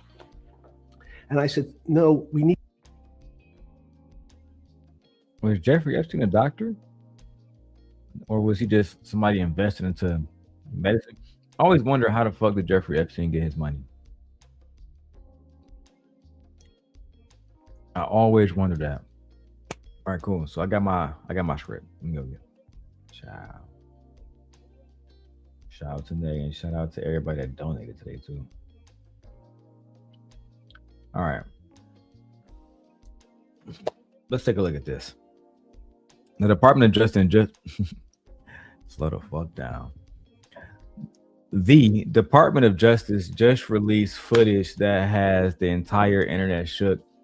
A nearly 2-hour interview between Steve Bannon and Jeffrey Epstein that was recorded, again, like I said earlier, in 2019, but never saw the light of day until now. I've never seen this interview, but allegedly this interview is very wild. Steve Bannon will be asking Jeffrey Epstein if he is the devil, literally. Epstein will complain about his jail conditions. They will exchange Christmas gifts. And the whole documentary that was supposed to rehab Epstein after his conviction. Again, this video was after his conviction. Again, I've never seen this video. This isn't, I'm not going to say anything bad about Steve Bannon as of yet. But that nigga might need to go to jail. That's all, man. Let's keep going. We need to do something different. We need to start interdisciplinary work. In most, how did a schmuck like you get on the board of Rockefeller? What year was that? I don't remember. Late, I think 89 or 91. So that's one of the most prestigious research places in the world, correct? Yes. Okay. How did a guy like you get on the board of a blue blood, internationally known, hard research, Nobel Prize winners all over the place? How do they pick a guy like you, a trader from, or basically some guy from Bear Stearns? Good question. So I was asked to be on the board of Rockefeller. And I think I was on the board of Rockefeller. There was a money manager who said, Rockefeller needs someone with financial expertise because the university is growing and there's lots of new things. You have to, again, we go back to the original discussion the last time. So was this nigga not signed to, I'm too high. Was he a part of the Rockefeller board? I'm assuming the Rockefeller Foundation, which is owned by the Rockefeller family. It makes me think, were they a part of the sexual transaction shit with the kids? Yep. They calling it. You think them niggas was buying kids and they billionaires? Yes. Rockefeller. Yes. Yes. So why they? So there's a rumor that Jeffrey Epstein is alive. Do you believe that? No. They had to off him because he was gonna talk too much. He was literally, before he passed, he was literally gonna tell it all. He should have did that when he had the opportunity. Steve Bannon is going at this interview like he's a fucking corrupt police officer forcing a witness to say certain things. Very uncomfortable. Talk about how's a schmuck like you, like Steve Bannon. You in the files too, so I don't know why you sitting up trying to interview a man. You know better. What you talking about? And to have 15 hours of conversation with this man on camera, why? Why would you need to sit down with a convicted sex offender for 15 hours straight? But you know what? Do y'all, Trump and Trump supporters. Up until the mid 80s or sort of early mid 70s, the most important thing was your name. If you were Rockefeller, you already were considered to be brilliant. If you were head of General Motors, it was your reputation. It was who you knew, who your family was, what was your character. And then in the mid 70s, basically, if you remember, you probably had a calculator. It was very advanced in those days to have a Texas Instrument calculator where it could, by putting in the numbers, it would multiply for you to do square roots. And that was the first, and everyone who had a calculator was already advanced on Wall Street. A simple almost like your accountant. The most important parts of business were really now going to calculations. So it's not only mathematics, but it's things that could be calculated. Reputation couldn't be calculated. I could give you, are you a 10 on a reputation scale, an 8? What does it mean to have a measurement of your reputation? We'll get to that later. I feel like reputation can be calculated. They're literally looking at Trump and how people don't like him, and there's a percentage for that. I forgot the name of that percentage, but I know Trump shit is at an all-time low. It's a fact. But it is what it is. I don't think Trump I don't know. I think Ronald Reagan is still the worst president of all time, but fuck it. Maybe Donald Trump is going to blow him out the water with this one. But places like Rockefeller needed someone to say, look, we're entering a different world where numbers and the numbers of companies, portfolio management was going to be balanced. It was going to be statistical. Jeffrey, could you come on the board? Potentially sit on the finance committee. Nancy Kissinger and a bunch of other people. And David Rockefeller and I got along very well. He was this unbelievable human being. Respectful to everyone. He introduced his driver as his colleague, not his driver. He would never say, this is my driver. He said, it's my colleague. And David started to explain to me world politics. So David would say, Jeffrey, money is going to be sort of the most important things. People don't understand money. You seem to have this knack for money. I said to David, tell me about your life. What was the worst and the best part of your life? So David said, when I grew up, everyone knew I was a Rockefeller. They didn't know that my father told me he would not leave me a dime. No money. But every time we went out to eat, me and my 5 friends in school, they would leave me the bill. They would expect me to pick up the check because I was a Rockefeller. And I don't be believing these stories about rich ass families leaving their kids with nothing. I don't be believing that. Y'all are billionaires. Why on earth would your family leave you with absolutely nothing? I don't believe it. I don't believe it. And why would your friends have an expectation to go out to eat just because they're with somebody who has money? That's like me saying, oh yeah, I'm out with Nate. She got a business. She paying for everybody's food. It's not the way that works, bro. But you know what? Let's keep going. Goofy ass. Entitled ass children. Child. I was chairman of Chase Bank. I'll be back, Darrel. Okay. Bank. And he said, I remember like it was yesterday, one of the headlines in Time magazine said, David, please fire yourself. So he thought that there was a world that existed in the. All right, guys, I'm blow. I feel like I should do this video separately so I can get the actual cut scenes and like the actual reaction. I hate dragging videos along. I got some other stuff I can get into. My wife's about to get home soon. I'm gonna see y'all later. Maybe I'll do like a second stream later, but my wife's about to leave work soon. I gotta pick these kids up. I'm about to clean up. I'll see y'all later. Holla at me later, man. Peace.